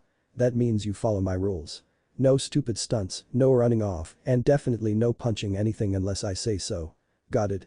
Naruto crossed his arms, his grin softening into something more genuine. "Got it. Lead the way, boss." For a moment, Nini looked almost surprised by his compliance. She nodded, her expression softening ever so slightly. "Good. Try not to embarrass me." As they entered the headquarters, Naruto's eyes widened. The interior was a blend of modern technology and ancient craftsmanship, with glowing sigils lining the walls and intricate runes carved into the marble floors. Dragons of various sizes and shapes moved through the space, some escorted by handlers while others roamed freely. "Wow," Naruto said, his gaze darting around. "This place is something else." Nini smirked despite herself. "Impressive, isn't it? This is the heart of Wingbind. Every dragon-related issue in Reverse London gets handled here. So, you're kind of a big deal, huh?" Naruto said, nudging her playfully. "Obviously," Nini replied, brushing off his comment with mock arrogance. "Now come on. We need to debrief before you cause any more trouble." Before Nini could lead Naruto to the debriefing room, an alarm blared through the building. Red lights flashed along the walls, and a voice crackled over the intercom. "Emergency alert. Dark dragon sighted near the south gate. All available pipers and martyrs, report immediately." Nini groaned, pinching the bridge of her nose. Of course. Of course this happens now." Naruto perked up, his grin returning. "Sounds like a good time. Let's go." "Absolutely not," Nini snapped, stepping in front of him. "You're not authorized to." But Naruto was already moving, weaving through the crowd with ease. Nini let out a string of curses before chazzing after him, her cape billowing behind her. "Uzumaki. Get back here." she yelled, drawing the attention of everyone nearby. Naruto didn't stop, his excitement building as he approached the south gate. The streets beyond were already cordoned off with glowing barrier tape, and the unmistakable roar of a dragon echoed in the distance. Civilians scrambled for cover as Wingbind members prepared for battle. Standing at the edge of the chaos, Naruto turned to Nini, who had finally caught up to him, looking furious. "You're impossible," she huffed, hands on her knees. "What part of no stupid stunts didn't you understand?" "Relax," Naruto said, rolling his shoulders. "I've got this." "Got what? You don't even know what you're dealing with." Nini protested, but her words fell on deaf ears as Naruto leapt over the barrier tape and sprinted toward the dragon. The dark dragon was larger than the one Naruto had fought earlier, its black, scaly body rippling with dark energy. It towered over the buildings, its glowing red eyes scanning the street for its next target. Wingbind members were trying to contain it with spells and barriers, but the creature shrugged off their efforts with ease. Naruto landed in front of the beast, cracking his knuckles. "Alright, big guy. Round 2. The dragon roared, lunging at him with its massive jaws. Naruto dodged effortlessly, his movements sharp and precise. He planted his feet and swung a devastating punch into the dragon's snout, sending it staggering backward. "That all you've got?" Naruto called, his grin widening. "I trained with the best, remember? You're nothing compared to." The dragon roared again, cutting him off as it charged. Naruto met it head-on, his fists ablur as he delivered a flurry of strikes that echoed like thunder through the street. From behind the barrier tape, Nini watched the spectacle with a mix of awe and frustration. She crossed her arms, muttering to herself. "Idiot. Reckless, stupid idiot. Why is he so damn?" Her words trailed off as Naruto landed a final blow, sending the dragon crashing to the ground. He turned back to her, giving a thumbs up and a cocky grin. "Piece of cake," he called. Nini sighed, her face turning red. "This is going to be a long day." The dark dragon recovered slowly, thrashed wildly, its claws raking against the cobblestones as closed the distance between it and Naruto. Its piercing roar rattled the windows of nearby buildings, sending civilians scrambling for cover and Wingbind members clutching their weapons in uncertainty. Naruto smirked, weaving past another swing of the dragon's claws. "You're just mad because you're losing to someone without magic," he quipped, darting behind the beast. With a leap that defied gravity, Naruto landed on the dragon's back, his arms snaking around its thick, scaly neck. His powerful muscles flexed as he tightened his grip, locking the dragon into an unrelenting chokehold. "Alright, big guy," Naruto grunted, his grin widening. "Time for you to take a nap."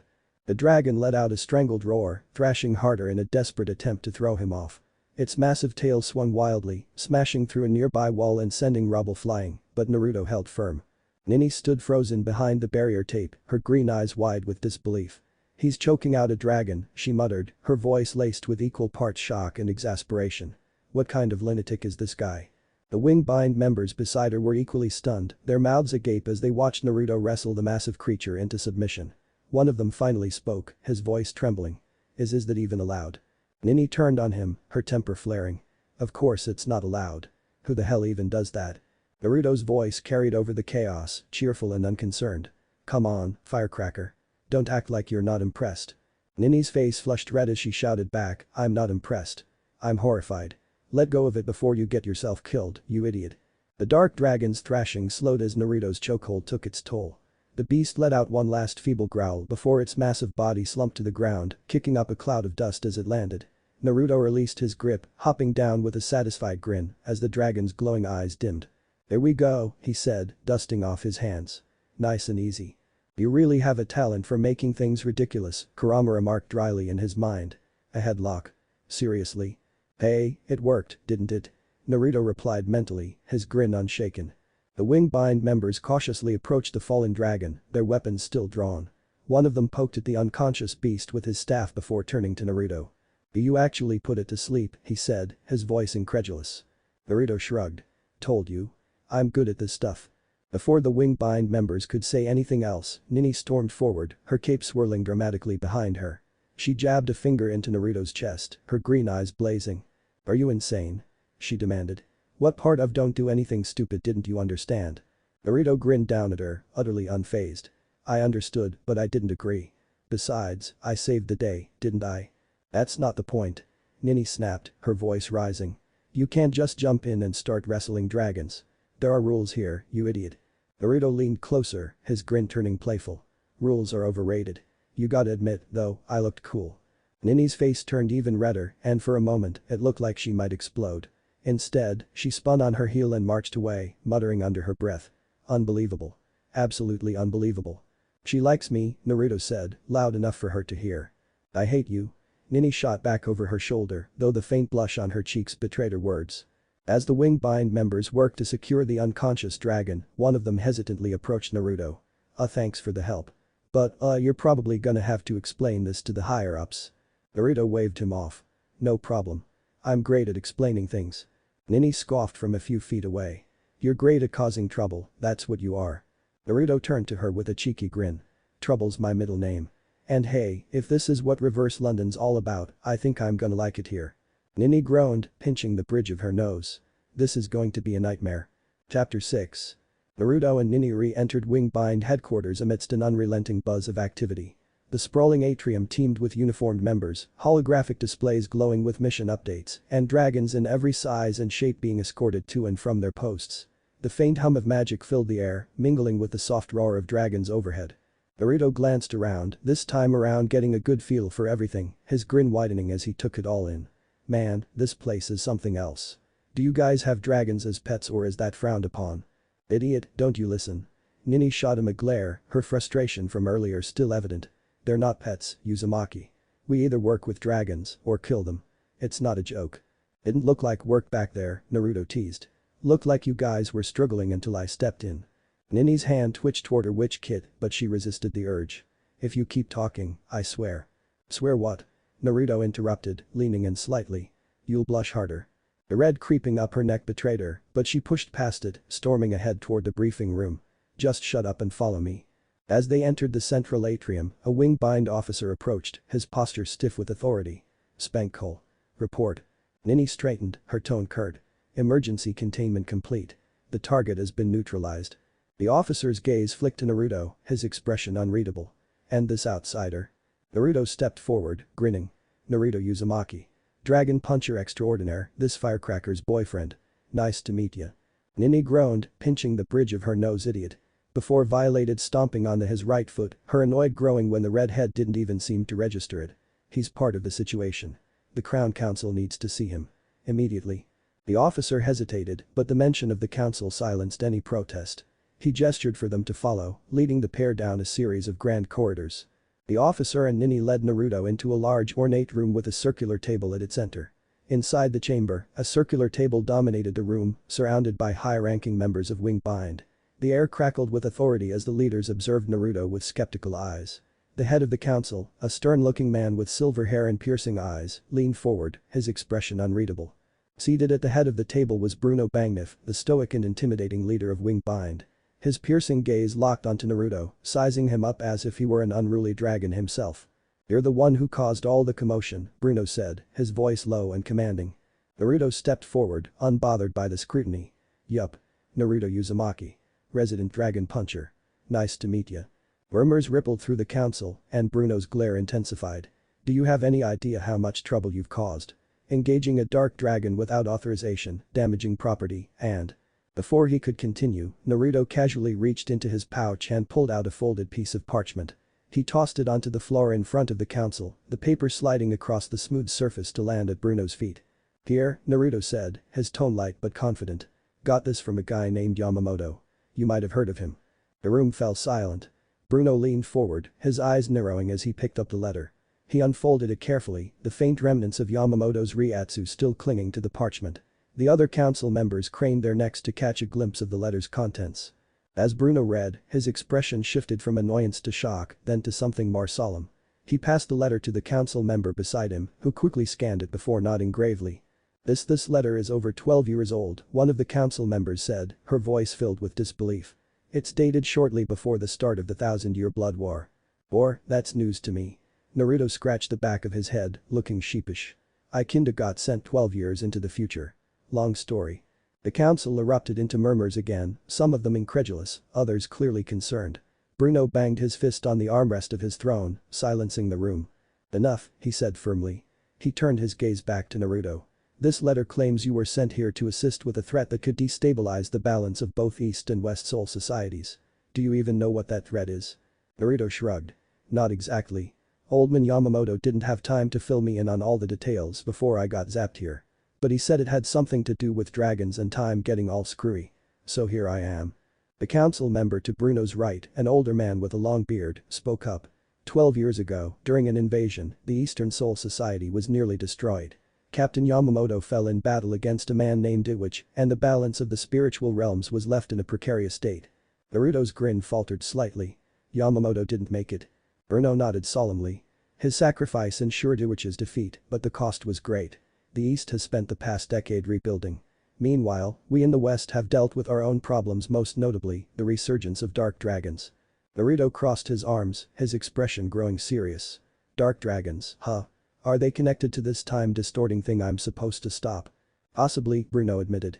Dark dragons are incredibly dangerous, and their presence often coincides with spiritual anomalies. If what Yamamoto said is true, then the dragon you're here to face might be unlike anything we've encountered before. At the edge of the chamber, Nini shifted uncomfortably. She'd been silent for most of the meeting, but now she stepped forward, her voice cutting through the tension. "So what's the plan, then?" she demanded. "You've got a guy who punches dragons for fun and a letter from a dead captain. Are we actually going to let him do something, or are we just going to sit around talking about it?" Naruto shot her an appreciative grin. "Thanks, Bankole."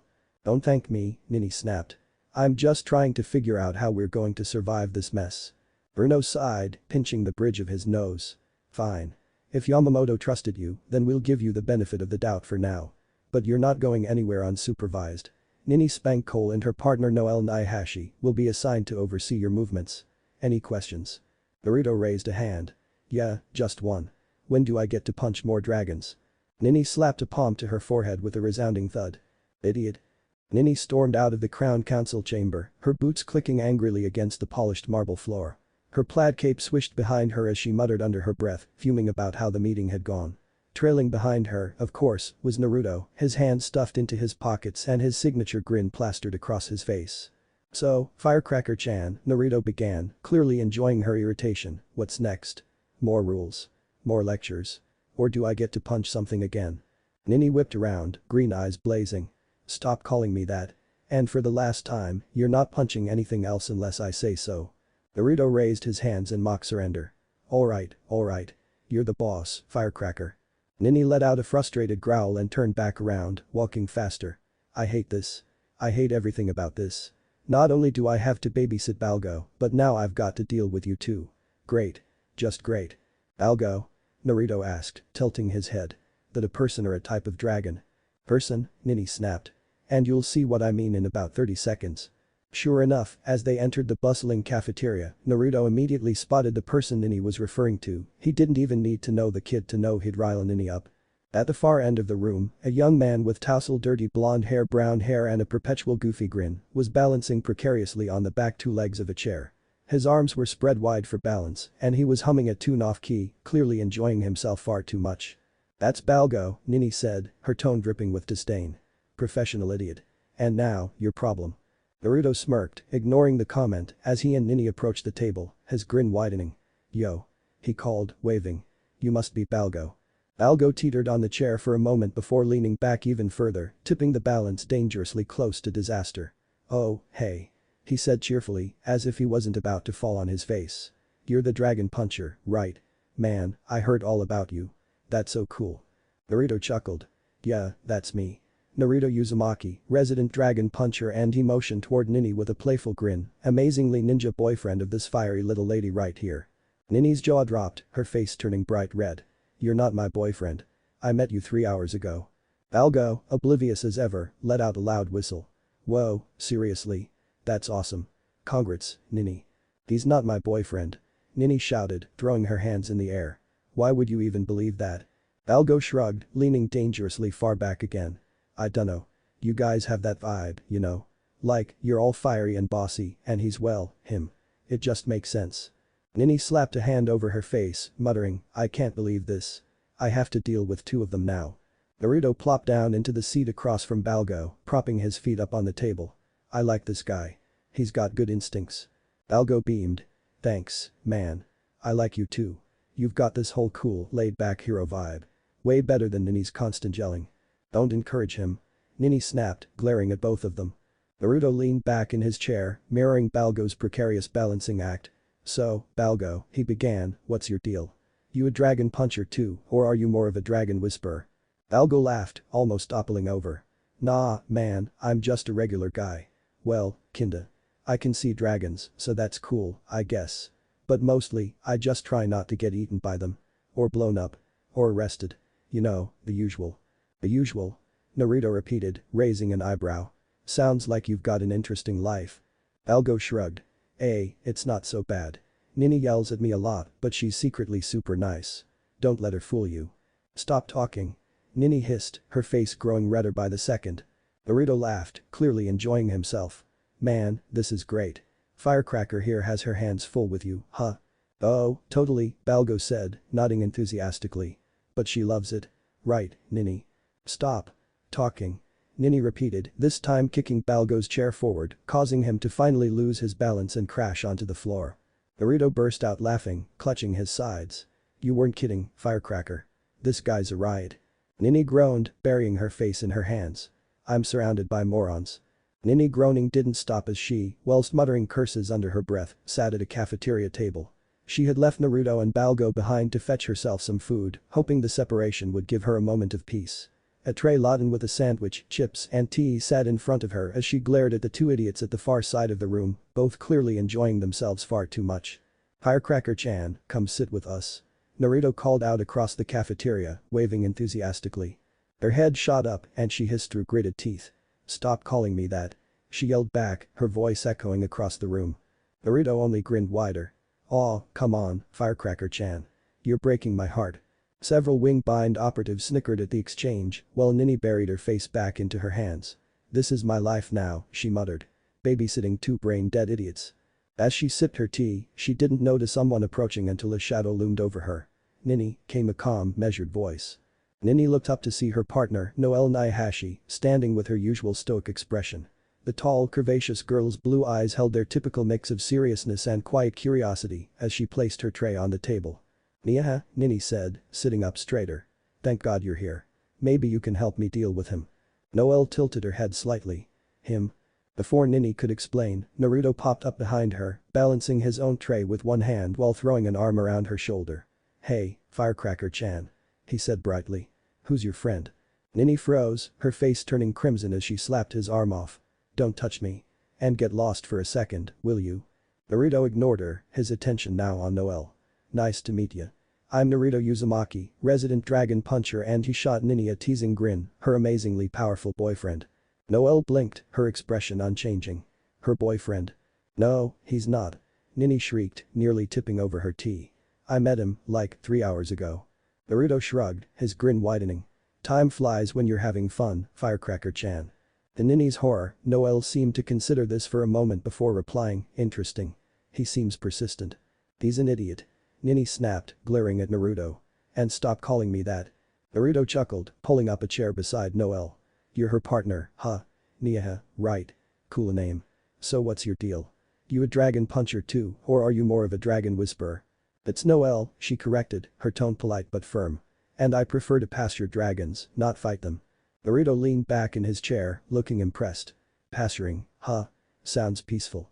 Bet it's a nice change from all the yelling. Nini slammed her palm on the table. Stop acting like you know anything about me. As if on cue, Balgo slid over to the table, his chair balanced on its back legs again. He waved at Noelle, his grin as wide as ever. Noelle. Did you hear? This guy, he pointed at Naruto, is Nini's boyfriend. Isn't that wild? No, he's not. Nini shouted, her hands bulging into fists. Naruto, unfazed, leaned forward with a smirk. I like this guy. He gets it. Balgo beamed. Right. You two make a great couple. Opposites attract and all that. Nini slammed her forehead against the table with a groan. I'm going to kill both of you. Noelle, meanwhile, sat calmly, her blue eyes darting between Naruto and Balgo. You seem energetic, she said to Naruto. And chaotic. Naruto grinned. That's one way to put it. You don't seem too fazed, though. I like that. Thank you, Noelle replied simply, taking a sip of her tea. You're interesting as well. A little loud, but interesting. Naruto studied Noelle for a moment, his gaze curious but respectful. You've got a good vibe, Nya. Quiet but strong.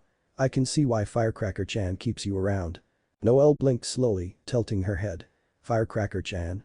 It's his stupid nickname for me, Nini grumbled, glaring daggers at Naruto. And stop saying it like it's normal. Noelle's lips twitched slightly, almost forming a smile. It's fitting. See? Naruto said, nudging Nini. Even your partner agrees. Nini threw a chip at his face, which he caught midair with a grin. I hate you so much. As Naruto and Nini bickered, Noelle observed them quietly, her expression thoughtful. You two have an interesting dynamic, she remarked. Dynamic? Nini repeated, her voice rising. There's no dynamic. He's just an annoying idiot. Naruto leaned closer to Noelle, lowering his voice conspiratorially. She's in denial. But don't worry, Nya. I've got plenty of time to win her over. Noelle raised an eyebrow, her tone as deadpan as ever. Good luck. You'll need it. Nini slammed her hands on the table. I swear, if you don't shut up. Easy, Firecracker-chan, Naruto teased, holding up his hands. Don't want you blowing a fuse. Noelle, sipping her tea, glanced at Balgo, who was still teetering on his chair. You should sit properly before you fall again. Balgo waved her off. Nah, I've got great balance. See? He leaned back even farther, only to yelp as the chair finally tipped over, sending him crashing to the floor. Naruto burst out laughing, and even Noelle's lips quirked into a faint smile. Nini, meanwhile, buried her face in her hands. I hate all of you, she muttered. With Naruto's antics, Balgo's cluelessness, and Noelle's quiet observations, Nini's patience is quickly wearing thin. How long can she survive babysitting this chaotic trio? Naruto grinned as he leaned forward, his hand reaching out toward Nini's head with the unmistakable intent of ruffling her hair. She immediately swatted at his hand, baring her teeth like an angry cat. Don't you dare. She snapped, leaning back to avoid his reach. Oh, come on, Firecracker-chan, Naruto teased, his grin widening. It's a sign of affection. Nini lunged at his hand, her teeth snapping dangerously close to his fingers. Naruto jerked back with a dramatic gasp, clutching his hand to his chest like he'd been mortally wounded. She tried to bite me. He cried, looking around the cafeteria as if expecting sympathy. I was just being nice. Don't touch me, you idiot. Nini shot back, crossing her arms and glaring at him. Naruto huffed, fake offended, and crossed his arms. Fine. If you're gonna be like that, I'll just have to date Nia instead. Noelle, who had been calmly sipping her tea, blinked at the sudden declaration. Huh? Without missing a beat, Naruto scooted closer to her, rubbing his cheek against hers with exaggerated affection. See? Nia doesn't try to bite me. She's nice, quiet, and super cute. Noelle remained stoic, her expression unchanging as she looked at him out of the corner of her eye. For a moment, it seemed like she might shrug it off entirely. But then, ever so faintly, a tiny blush crept onto her cheeks. The cafeteria fell silent. Every pair of eyes was glued to the scene, and jaws dropped around the room. Balgo, who had only just gotten back up and balancing on his chair, slipped and crashed to the floor with a thud, gawking in disbelief. No way. Did Nia blush? Nini's eye twitched, her frustration boiling over as she slammed her hands on the table. What is wrong with you people? Naruto, oblivious to the tension he was creating, leaned back with a triumphant grin. See? Nia gets it. She appreciates my charm. Noelle took another sip of her tea, her calm demeanor quickly returning. You're persistent. I like that about her, Naruto said, pointing at Noelle. She's honest. You should take notes, Firecracker-chan. Nini groaned, burying her face in her hands. I hate you so much. Balgo finally managed to climb back into his chair, looking between Noelle and Naruto with wide eyes. That was incredible. I didn't even think Noelle could blush. I don't blush, Noelle said evenly, though the faint pink tinge on her cheeks betrayed her words. Naruto chuckled, propping his chin on his hand as he looked at her. It's okay, Nia. You don't have to be shy. I know I'm irresistible. Nini, completely done with the situation, grabbed a sandwich and promptly threw it at Naruto's face. Can we please talk about literally anything else? Much to growing frustration, Naruto accepted the food with a big grin, eating the small smooched sandwich in one bite. Nini glared at the idiot sitting around her. I don't know what karmic debt I'm paying off, but it has to be huge if I'm stuck with you three. Balgo, grinning like an idiot, back to sitting, leaned forward. Aw, come on, Nini. You secretly love us, don't you? Not even a little, she replied flatly, her voice laced with venom. Naruto leaned closer to her, his grin turning mischievous. Admit it, Firecracker-chan. You'd be bored without us. Bored? Nini snapped. I would be peaceful. Noelle, watching the exchange with quiet amusement, finally spoke up. You could always request a new partner. And leave you with these two. Nini shot back, gesturing at Naruto and Balgo. I wouldn't do that to my worst enemy. Naruto chuckled. Aw, she does care. I don't. Nini shouted, throwing her hands in the air. I absolutely don't. Naruto watched her, his grin wide. She definitely likes me. Or she's plotting your murder, Kurama muttered. Same thing, Naruto replied mentally. The blaring alarm echoed through the cafeteria, cutting through the noise of chatter and Naruto's laughter. The wing-bind operatives sprang into action, their chairs scraping against the floor as they hurried to their assigned posts. A voice over the intercom barked orders. Emergency alert. Explosion detected at the offices of the realists. Units 1 to 5, secure the perimeter. Piper's division. Nini Spankole, Noelle Naihashi, and Naruto Uzumaki report to the scene immediately. Nini groaned, shoving her tray away. Of course. Can't even have lunch without something blowing up. Naruto wiped his mouth with a napkin, looking intrigued. The realists. That a dragon thing or something else? It's a tabloid rag, Nini grumbled, already on her feet. They twist stories about reverse London into sensational garbage. Trust me, it's never good news when they're involved. Naruto was already on his feet, grinning like he'd just been handed a present. Alright.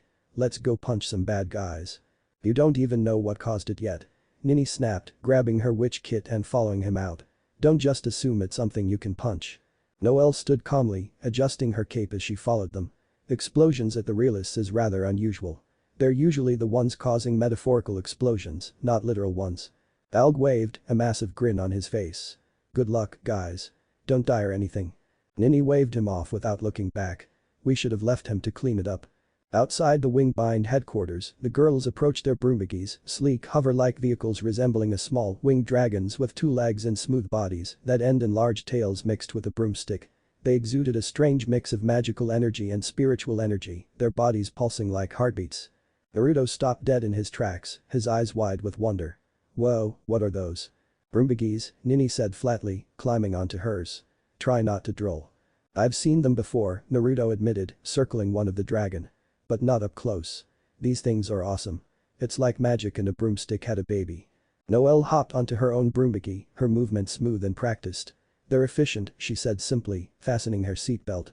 Naruto scratched his head, glancing between them. So, where's mine? You don't have one, Nini snapped. You're riding with me. Naruto grinned. Aw, Firecracker-chan, you do care. Get on before I leave you behind, she growled, glaring over her shoulder. Naruto hopped on behind her, barely fitting on, with enthusiasm. Alright, let's do this. The realists' headquarters. As they zipped through reverse London's winding streets, Naruto couldn't help but marvel at the sights. The fusion of magical and modern elements was everywhere, floating billboards, sleek carriages powered by glowing dragon cores, and towering buildings with architectural designs that seemed to defy gravity. Man, this place is wild, Naruto said, leaning slightly to get a better view as they zoomed past a cluster of vehicles. So different from what I'm used to. Even the moving boxes look cool. Moving boxes? Do you mean cars? Nini echoed, glancing at him over her shoulder. What kind of backwater are you from? Hey, it's not my fault your fancy magic world has all this crazy stuff, Naruto shot back with a grin. I'm just saying, it's cool. Ahead, the towering glass building of the realists came into view. The sleek mirrored structure reflected the chaos below as smoke billowed from the upper floors. Emergency teams were already on site, cordoning off the area with glowing barrier tape, while bystanders craned their necks to see the commotion. Naruto whistled low. That's a lot of glass. Bet it makes for a great view. Nini rolled her eyes. Focus, Uzumaki. We've got work to do. The broombuggies descended smoothly, landing just outside the building's main entrance. Noelle dismounted gracefully, adjusting her cape as she surveyed the scene. What do we know so far? She asked a nearby operative. Explosion on the 15th floor, the operative replied. Initial reports suggest it might be dragon-related. No confirmed casualties yet, but the building's structural integrity is compromised. As they stepped into the building's lobby, Naruto couldn't help but glance around, taking in the polished floors, shimmering walls, and ornate dragon-themed decor. Fancy place for a glorified paper press. It's all for show, Nini muttered, leading the way toward the elevators. They spend more on appearances than they do on actual reporting. Naruto followed, his curiosity piqued. So what's the deal with these realists? Why do they care so much about dragons? They don't care about dragons, Noelle said calmly, pressing the button for the 15th floor. They care about selling papers. Dragons just happen to be the most sensational subject. And they're obnoxious about it, Nini added. They've written garbage about us before. It's all lies and exaggeration. Naruto smirked. Sounds like you've got some fans, Firecracker-chan. Don't start, she snapped, glaring at him. When the elevator doors opened, the scene before them was one of destruction. The entire floor was in shambles, with shattered glass, overturned furniture, and scorch marks everywhere. Smoke hung heavy in the air, and the faint hum of magical residue lingered like an unspoken warning. Looks like something big went down, Naruto observed, stepping carefully over a broken desk. Stay alert, Noelle said, her tone serious. If it's dragon-related, it might still be here. Nini slowly drew a thin yellow stick with a small circular loop and an elongated barrel ending in a purple star and a grip decorated with purple star, her witch kit. Honestly, to Naruto, it just looked like a fancy horn. Let's make this quick. The last thing I need is another reason for these idiots to write about us. Naruto grinned, cracking his knuckles. You handle the magic stuff. If anything jumps out, I'll give it the all one too. As they moved deeper into the wreckage, a faint noise echoed from the far end of the floor. It was low and guttural, almost like a growl. "Did you hear that?" Noelle asked, her hand moving toward her witch kit. "Yup," Naruto said, his grin widening. "Sounds like it's time for some fun." "Define fun," Nini muttered, her grip tightening on her weapon. The guttural noise led them into the heart of the wreckage. Smoke swirled in the air, casting eerie shadows across the shattered glass and twisted metal. As the trio stepped forward, a figure emerged from the haze, a tall, slim woman with pink chin-length hair and a fur-lined trench coat. Her delicate features and timid posture seemed out of place amidst the destruction. But it wasn't the woman that immediately caught their attention. Wrapped protectively around her was a dragon, its pink, sinewy form curling like a serpent. Its furred neck and limbs exuded a strange elegance, while its elongated snout and skeletal carapace gave it an almost ghostly appearance. The creature's blue eyes, covered by a bird-like skull, radiated a calm intelligence, yet its presence was undeniably imposing. Nini froze mid-step, her eyes narrowing as recognition dawned. "Macy," she muttered, her tone laced with frustration. "What the hell are you doing here?" The woman Macy looked up, clutching the dragon's tail tightly as if it were a lifeline. Her timid demeanor faltered when she saw Nini, her voice quivering with a mix of guilt and desperation. "And Nini?" Naruto raised an eyebrow, glancing between the two. "Friend of yours, Firecracker-chan." "Now is not the time," Nini growled, stepping forward. "Macy, do you have any idea what you've done? Bringing a dragon here is a felony." "I had no choice." Macy interrupted, her timid tone sharpening defensively. "No choice?" Nini snapped. "Naturally, you don't know since you don't live here in reverse London, but direct contact with a dragon is a felony." Macy flinched but tightened her grip on the dragon's tail. "They don't understand. None of you do. Ellie's not dangerous. She's different." Naruto stepped forward, his usual grin in place. "Alright, let's all take a deep breath here," he said, holding up his hands. "No need for things to get heated." He casually slung an arm around Nini's shoulders, earning a sharp glare from her. "I'm Naruto Uzumaki, resident dragon tamer," and he gave Macy a friendly smile, "this firecracker's boyfriend." Macy's reaction was immediate and visceral. Her timid demeanor evaporated, replaced by a fiery, almost feral intensity. Her eyes widened and her entire body tensed as if someone had struck a nerve. "Be boyfriend?" she stammered, her voice rising an octave. "You're not my boyfriend." Nini snapped, shrugging his arm off. "And stop calling me that." But Macy wasn't listening. Her expression darkened and her grip on the dragon's tail turned white-knuckled. You think you can just take her away from me?" she hissed, her voice trembling with anger. "Who do you think you are?" Naruto blinked, caught off guard by her sudden shift in tone. I was just trying to lighten the mood." "Lighten the mood?" Macy screamed, her voice echoing off the ruined walls. "You don't deserve to be near her. You." Before anyone could react, Macy seized a nearby desk and hurled it with shocking strength. The heavy piece of furniture hurtled toward Naruto, who barely sidestepped in time. "Whoa!" Naruto exclaimed, his eyes wide. "Where'd that come from?" "Macy, stop!" Nini shouted, stepping forward. "What the hell's gotten into you? You don't get it." Macy screamed, tears streaming down her face. "They don't understand you, Nini. They don't see how amazing you are. All they do is lie about you, hurt you, take you for granted." Nini froze, her usual sharp retorts caught in her throat. "Macy, what are you talking about?"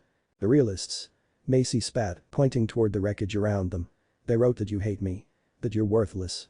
So I made sure their office would used again." Her eyes darted toward Naruto, her fury reigniting. "And this boyfriend, he doesn't deserve you." Naruto raised his hands defensively. "Hey, I think there's been a misunderstanding." "There's no misunderstanding." Macy shouted, taking a menacing step forward. The dragon, Ellie, stirred behind her, its glowing blue eyes fixed on Naruto. "You're just another person trying to hurt her." Noelle, who had been quietly observing, finally spoke. "Macy, was it?" she said evenly, her tone cutting through the chaos. "This isn't the way to handle things. You're putting Nini in danger, not protecting her." Macy hesitated, her trembling hands loosening slightly. I didn't mean to." "Then let's talk," Noelle continued, her calm demeanor a stark contrast to Macy's hysteria. "But first, you need to step away from the dragon."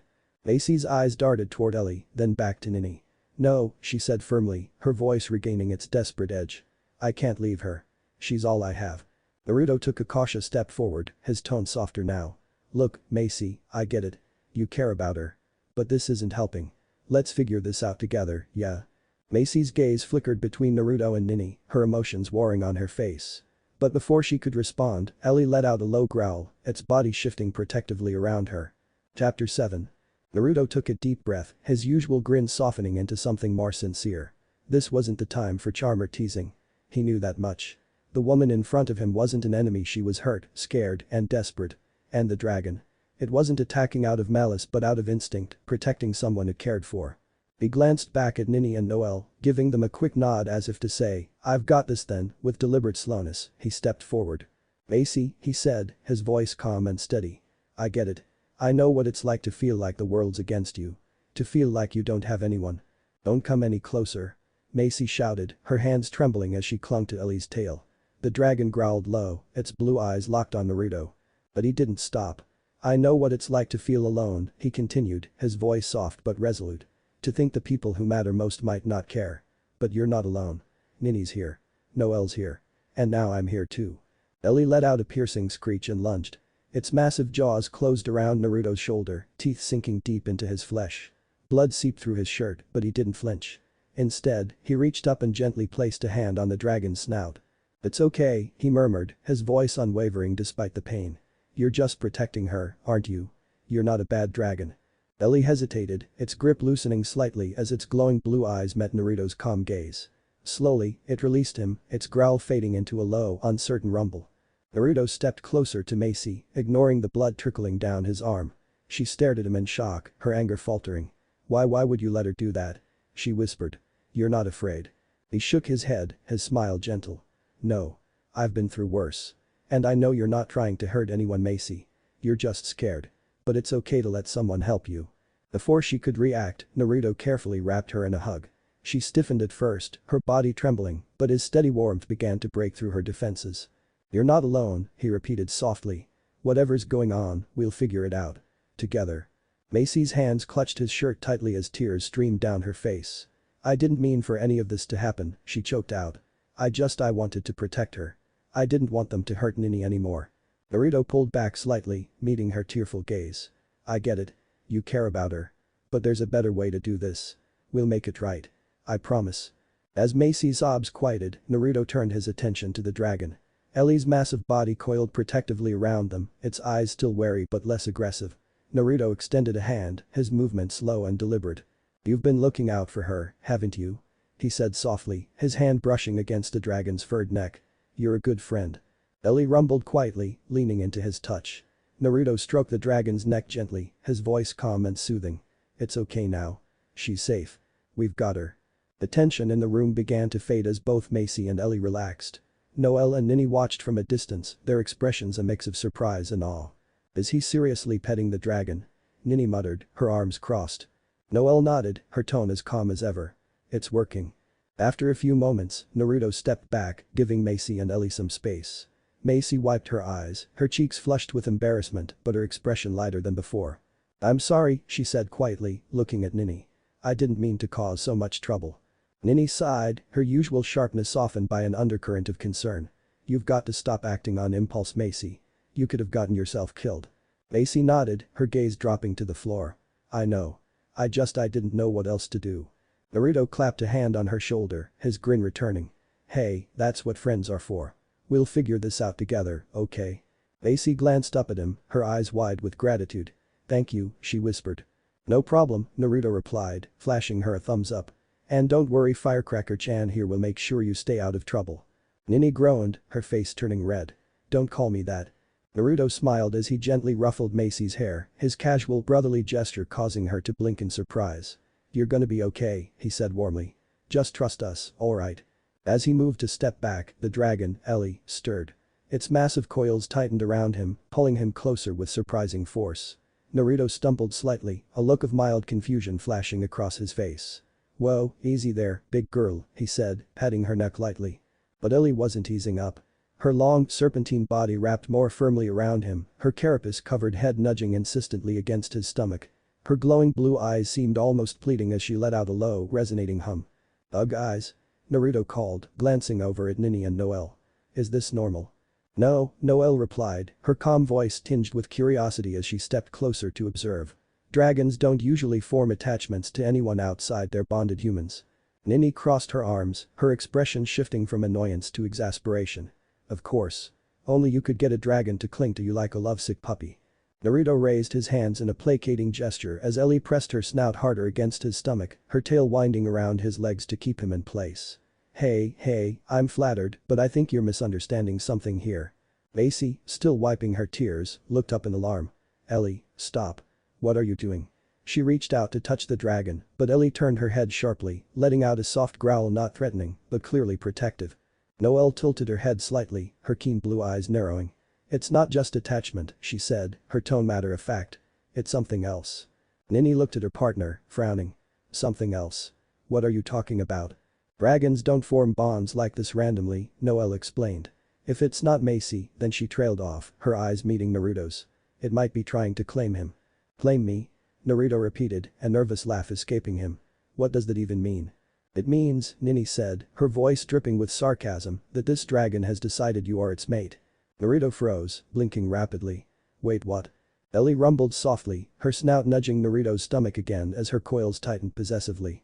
She let out a soft crooning sound, her body radiating warmth that felt oddly comforting, despite the increasingly awkward situation.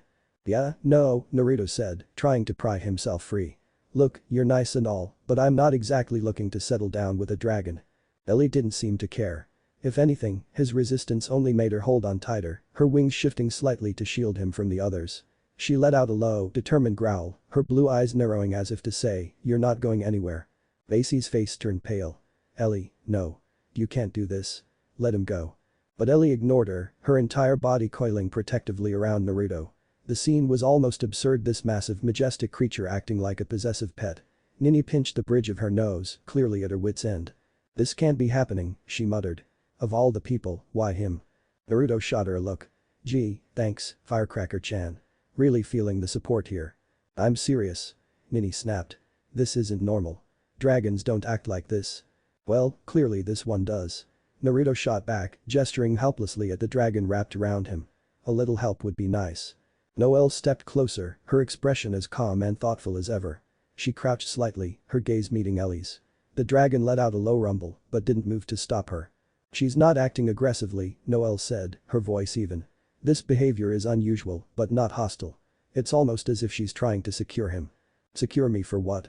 Naruto asked, exasperated. Noelle tilted her head slightly. Dragons typically bond for life. This could be her way of ensuring you won't leave. Great, Naruto muttered, slumping slightly. I've gone from ninja to dragon fiancé. That's just perfect. Nini threw up her hands, pacing in agitation.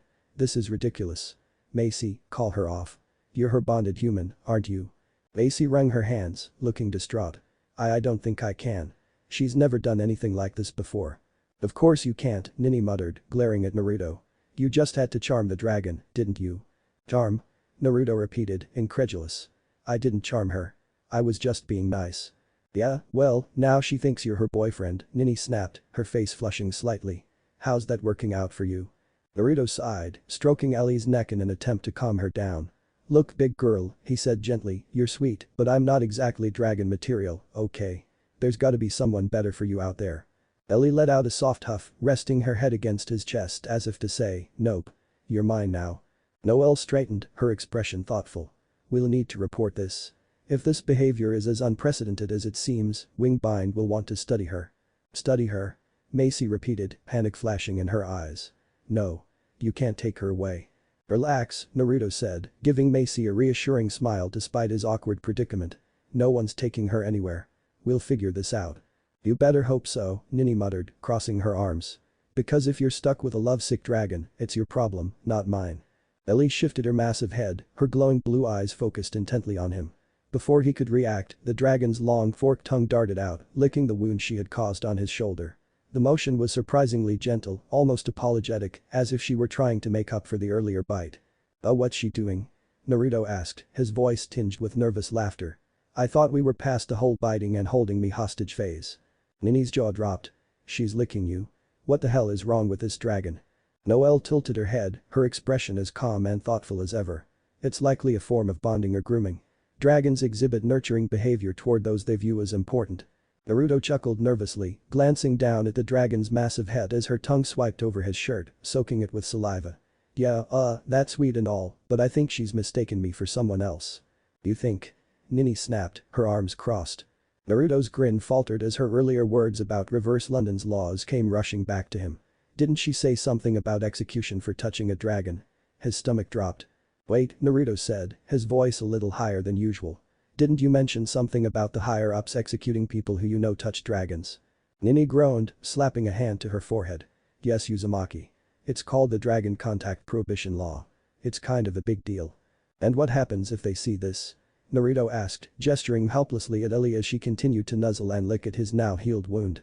Noelle stepped closer, her blue eyes narrowing slightly as she observed the scene. Technically, you haven't initiated contact. The dragon is interacting with you on its own. Yeah, but Naruto began before Nini cut him off. That doesn't matter. Nini snapped. The higher-ups aren't going to care about the details. They'll see you covered in dragon slobber and assume the worst. Naruto grimaced, trying to gently push Ellie's snout away, but the dragon only tightened her coils around him, her body radiating warmth as she hummed contentedly. Great, he muttered. So not only am I stuck with a lovesick dragon, but now I'm breaking laws I didn't even know existed. Noelle's expression grew more serious. There's another issue to consider. Naruto looked at her, his brow furrowed. Another issue? What now? Bragatoxin, Noelle said simply. When people without the proper qualifications come into contact with dragons, a substance called dragatoxin accumulates in their system. If it reaches a certain threshold, they become what's known as dragonclad. Dragonclad? Naruto repeated, his confusion evident. It means you'll be marked by dragons permanently, Nini explained, her tone frustrated. Dragons will be drawn to you, and you'll be considered a danger to society.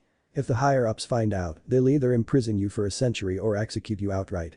Naruto's stomach dropped further. Seriously? That's extreme, don't you think? Welcome to reverse London, Nini muttered.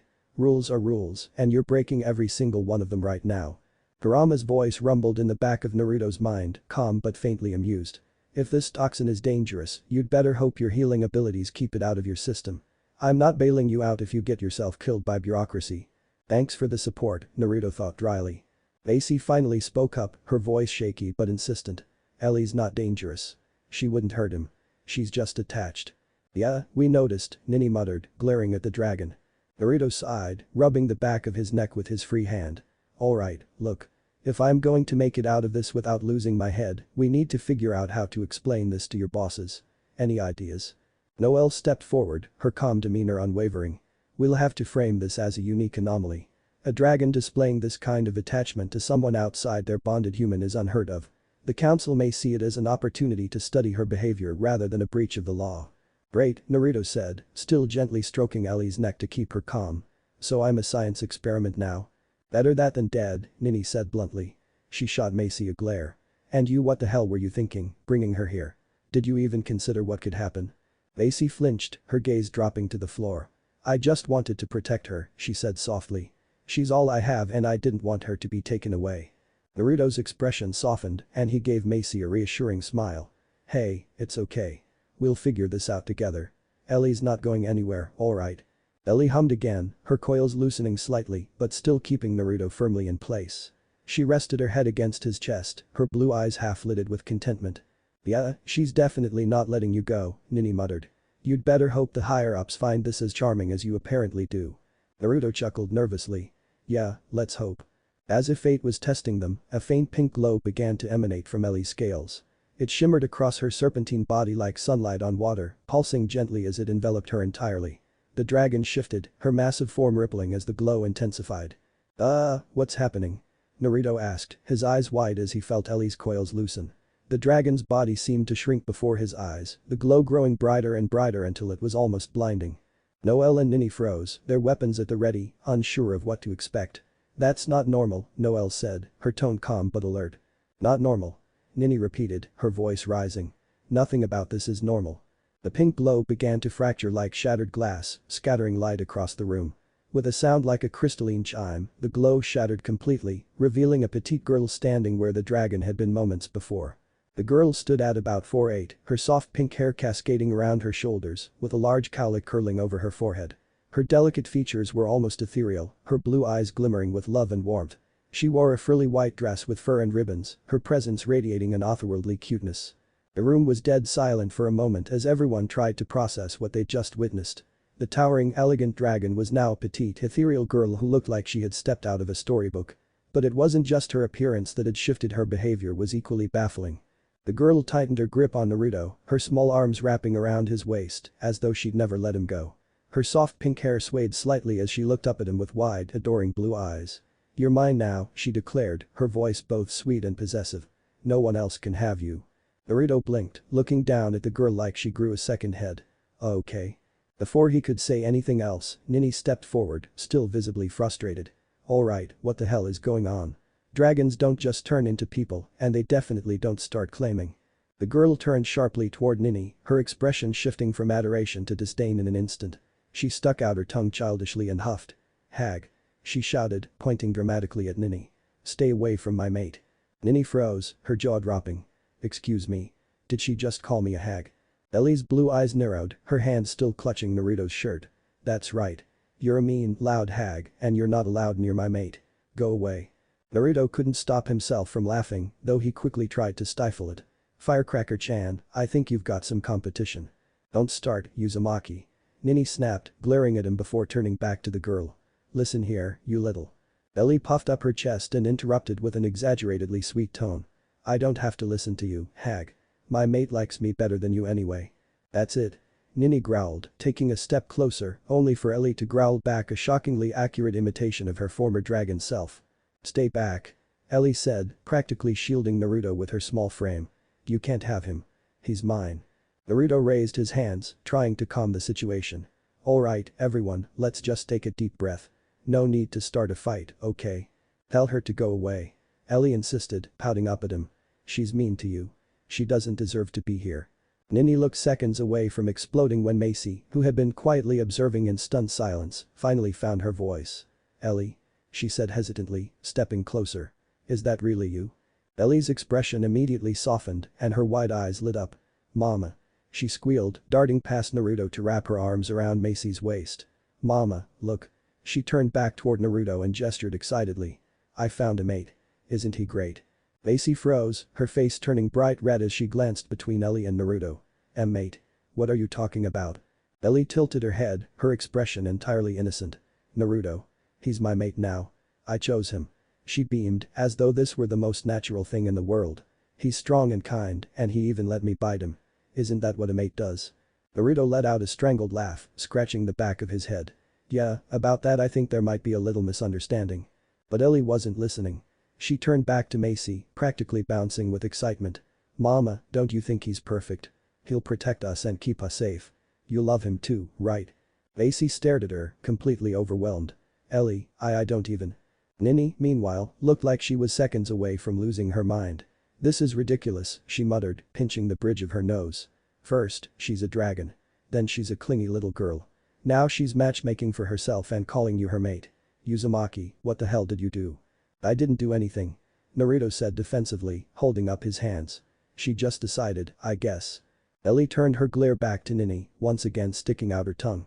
"You're just jealous because I found a better partner than you ever could." Nini's eye twitched. "Jealous? Of you? I could." "Alright, that's enough." Noelle's calm voice cut through the chaos like a knife. She stepped forward, her sharp blue eyes scanning the room. "This situation is getting out of hand. We need to report this to Wingbind immediately. Ellie's transformation and behavior are unprecedented and the council will want answers." Ellie immediately clung to Naruto's arm, her eyes wide with fear. "No. They'll take me away. I don't want to go.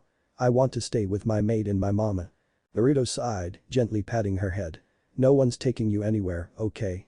We'll figure this out together." Noelle glanced at him, her gaze calculating. "Naruto, you realize this complicates things. The council isn't going to ignore this, especially with how attached she is to you." "Yeah, I figured," Naruto said, smiling faintly at Ellie. "But I've dealt with worse. We'll handle it." Ellie beamed up at him, her earlier fear replaced with pure adoration. "See, mama? He's perfect. I told you." Macy opened her mouth to respond but couldn't find the words. Nini, meanwhile, threw her hands in the air. "You know what? Fine. Let's just see what the council has to say about this mess.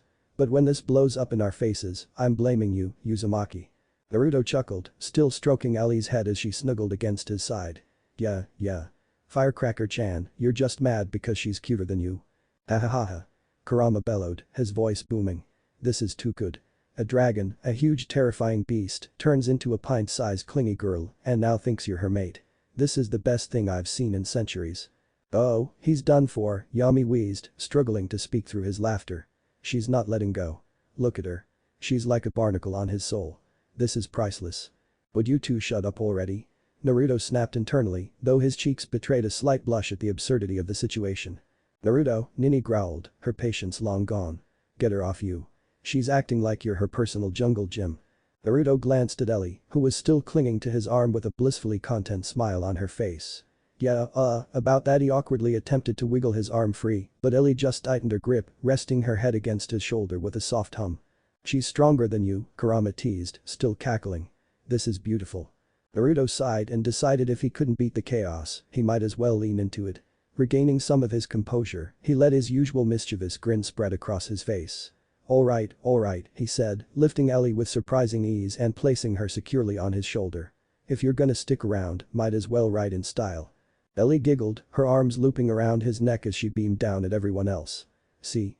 He likes me. I'm his mate, so it's fine. Nini threw her hands up in frustration. I can't do this. I can't. This is too much. Even Noelle, who rarely showed emotion, raised an eyebrow at the spectacle. You're surprisingly calm about all this, she noted, her gaze flicking to Naruto. Naruto winked. What can I say? I'm great with kids. Kurama snorted. Kids? She's literally a dragon girl who thinks you're her soulmate. Good luck with that one, buddy. Trying to shift the tension and maybe salvage what remained of his dignity, Naruto reached into his pouch and pulled out the 2 scrolls Yamamoto had entrusted to him. The first scroll was familiar. He'd read it back when Yamamoto handed it to him what felt like a month ago, but was, in reality, 12 years and a month in the past. He unrolled the scroll carefully, the intricate script and glowing spiritual symbols catching the light. The details painted a grim picture. An immense dragon wreaking havoc in the London underground, its power so overwhelming that even the strongest forces sent against it had failed. Naruto remembered the words vividly, the sense of urgency and the anticipation of his arrival. It was this letter that had prepared him for this journey into the future, a journey that still left his head spinning. Alright, he muttered, holding the second scroll up. Time to see what's in this one. The second scroll was more ornate, its markings intricate and pulsating with faint spiritual energy. The seal was still intact, the spiritual energy flowing through it, making it clear it had been untouched since it was written. Yamamoto's words echoed in his memory. The second one was written a year later in that same timeline. Both documents reference the Senkamen and include precise details about the events leading up to and following your appearance. Naruto broke the seal carefully, the parchment unfurling in his hands. As he began to read, the room seemed to grow quieter, the weight of the scroll's contents drawing everyone's attention. The script was elegant yet foreboding, each word radiating a gravity that made Naruto's brow furrow. To the warrior who walks the path between timelines. Their arrival in the Western Soul Society was not merely a matter of chance, but of necessity. The events unfolding now, 12 years after the end of the 1,000-year blood war, were foreseen. The balance between dragons and the realms has begun to collapse. The creature you encountered, her name, Ellie, is not merely a dragon. She is one of the progenitors of a phenomenon that binds dragons to both the spiritual and mortal worlds, tethering them to the laws of time itself. Ellie's transformation marks the awakening of an ancient force buried deep within the fabric of this world. She is both a key and a catalyst of force, capable of either stabilizing or destroying the fragile equilibrium of reverse London. Her bond with you was inevitable, her instincts drawing her to one who exists outside of conventional time. You must protect her, guide her, and understand her purpose. Only through her will the true threat emerge, a dragon of unimaginable power, dwelling beneath the streets of London. This creature, known as the Chrono Worm, consumes the timelines themselves, weaving chaos through past, present, and future. You are her anchor, Naruto Uzumaki. The events that follow will test the strength of your will and the bonds you forge. Trust in those around you, and know that your actions here will ripple through all realms. The final lines were written in bold, glowing ink that seemed to pulse with Yamamoto's lingering spiritual energy. Failure is not an option. The fate of multiple worlds rests on this bond and the choices you make. Naruto let out a low whistle, rolling the scroll back up with care. Well, he said, his tone unusually serious, looks like this whole thing is even bigger than we thought. What is it? Noelle asked, her sharp gaze fixed on him. Naruto glanced up, his usual grin replaced with a grim determination. That dragon we're supposed to find. It's not just any dragon. It's something called the Chrono Worm, and it's messing with time itself. And apparently, he glanced at Ellie, who was still perched happily on his shoulder, she's the key to stopping it. Nini stared at him, her frustration momentarily replaced by shock. You're telling me that she gestured wildly at Ellie, is somehow connected to all this timeline stuff? Yup, Naruto said with a shrug. And according to this, it's my job to keep her safe and figure out what's going on. Ellie, oblivious to the tension in the room, giggled and rested her chin on Naruto's head. See, mama. I told you my mate was special. Macy's face turned red as she stammered, I don't even know what to say to that. Nini groaned, rubbing her temples. Great. Just great. We've got a clingy dragon girl, a time-eating monster, and a guy who can't keep himself out of trouble. This is shaping up to be fantastic. Naruto smirked, the mischievous glint returning to his eyes. Come on, Firecracker-chan, it'll be fun. Just think of it as an adventure. Nini threw her hands in the air. I hate you so much right now. Ellie giggled again, snuggling closer to Naruto. Don't worry, mate. I'll protect you too. Kurama's laughter echoed once more in Naruto's mind. Oh, this is going to be good. Naruto let out a long, exaggerated suo and looked around the room, his trademark mischievous grin firmly in place. He clapped his hands together and then crossed his arms into an X with dramatic flair. Okay, let's just get this out of the way. Who's telling the council about this mess? Because, nodded. Definitely nodded. Ellie, perched on his shoulder like a smug little queen, immediately mimicked his movement, crossing her arms in an X and shaking her head furiously. Not me either. Nope. Noelle's lips twitched, her perpetual calm cracking just enough to reveal a glimmer of amusement. Nini, however, was far less amused, glaring daggers at the pair. Are you too serious right now? This is a huge deal. The council is going to find out whether we tell them or not. Naruto tilted his head innocently. Yeah, but it doesn't have to be me who tells them. I mean, look at me, he motioned to Ellie, who was still clinging to him. I'm already carrying the biggest complication in this whole situation. Ellie puffed up her chest proudly. That's right. My mate shouldn't have to deal with silly things like councils. That's the hag's job. The room went silent. Nini's eye twitched. What? Did you just call me? Ellie stuck out her tongue, completely unbothered. A hag. A mean, flat, bossy hag who keeps yelling at my mate. Nini bristled, taking a threatening step forward. Listen here, you little. But Ellie wasn't done. She crossed her arms and huffed, her voice dripping with smug superiority. You're just mad because you're flat. Flatter than the floor. Flatter than paper. Naruto froze, his grin widening as he fought the urge to laugh. Oh no, he muttered, already knowing where this was going. Ellie, however, doubled down. She hopped off Naruto's shoulder, landing gracefully on the ground before puffing up her chest. Despite her petite 4'8" frame, she dramatically pushed her surprisingly large chest forward, her hands on her hips as she smirked triumphantly. See? Even though I'm short, I've got these. She gestured to her chest with both hands, as if presenting an award. And this? She turned slightly, emphasizing her curvy hips and a very noticeable bubble butt underneath a long thick tail. Mama says I'm perfect. Wahaha, Naruto completely lost it. He burst out laughing, doubling over and clutching his stomach. Oh man, this girl has bigger boobs than Sakura. I can't. He wheezed, unable to finish his sentence as he leaned on the nearest piece of rubble for support. Nini's face turned an alarming shade of red, a mix of fury and embarrassment. You've got to be kidding me. She shouted, pointing at Naruto. Why are you laughing? Don't encourage her. Naruto, tears streaming from his eyes, held up a hand in surrender. I'm sorry. I'm sorry. But come on, Firecracker-chan, she's got a point. I mean, look at her. She's tiny, but he motioned vaguely toward Ellie, who continued to beam proudly, oblivious to the chaos she was causing. Nini's hand twitched, and for a second, Naruto was sure she was going to throw something at him. You're both insane. She shouted. This is the stupidest thing I've ever had to deal with. Noelle, standing a few feet away, quietly observed the scene with her usual deadpan expression. It is surprising, she admitted, her tone neutral but faintly amused. I didn't notice her proportions until now. Of course you didn't. Nini snapped, still fuming. Because normal people don't pay attention to things like that. Ellie, thoroughly enjoying herself, stuck her tongue out at Nini again. You're just jealous because I'm cuter than you and better looking. My mate doesn't even notice you. Right, Naruto. Naruto, still grinning like an idiot, gave Ellie a playful thumbs up. You've got confidence, I'll give you that. Nini groaned, dragging a hand down her face. I hate all of you. I swear, if this doesn't end with someone getting fired, I'm going to lose my mind. Ellie, ignoring Nini completely, skipped back over to Naruto and grabbed his hand. Come on, mate. Let's go show mama how great we are together. Naruto let her pull him along, his laughter finally dying down as he glanced back at Nini and Noelle. Well, looks like I've got my hands full. You coming, or are you just gonna keep arguing with the dragon girl? Nini glared at him, her frustration palpable. Oh, I'm coming. Someone has to make sure this doesn't turn into an even bigger disaster than it already is. Noelle nodded calmly. It's better if we stick together. The council will want a full report. Great. Naruto said cheerfully, giving Ellie a reassuring pat on the head.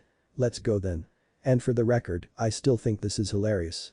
As they made their way toward their next destination, Nini muttered under her breath, hilarious. Yeah, we'll see how funny it is when the council starts asking questions. Ellie, still holding Naruto's hand, shot Nini a smug look over her shoulder. You're just mad because I'm better. Naruto chuckled again, shaking his head. This was turning into one of the weirdest days of his life, and considering his past, that was saying something.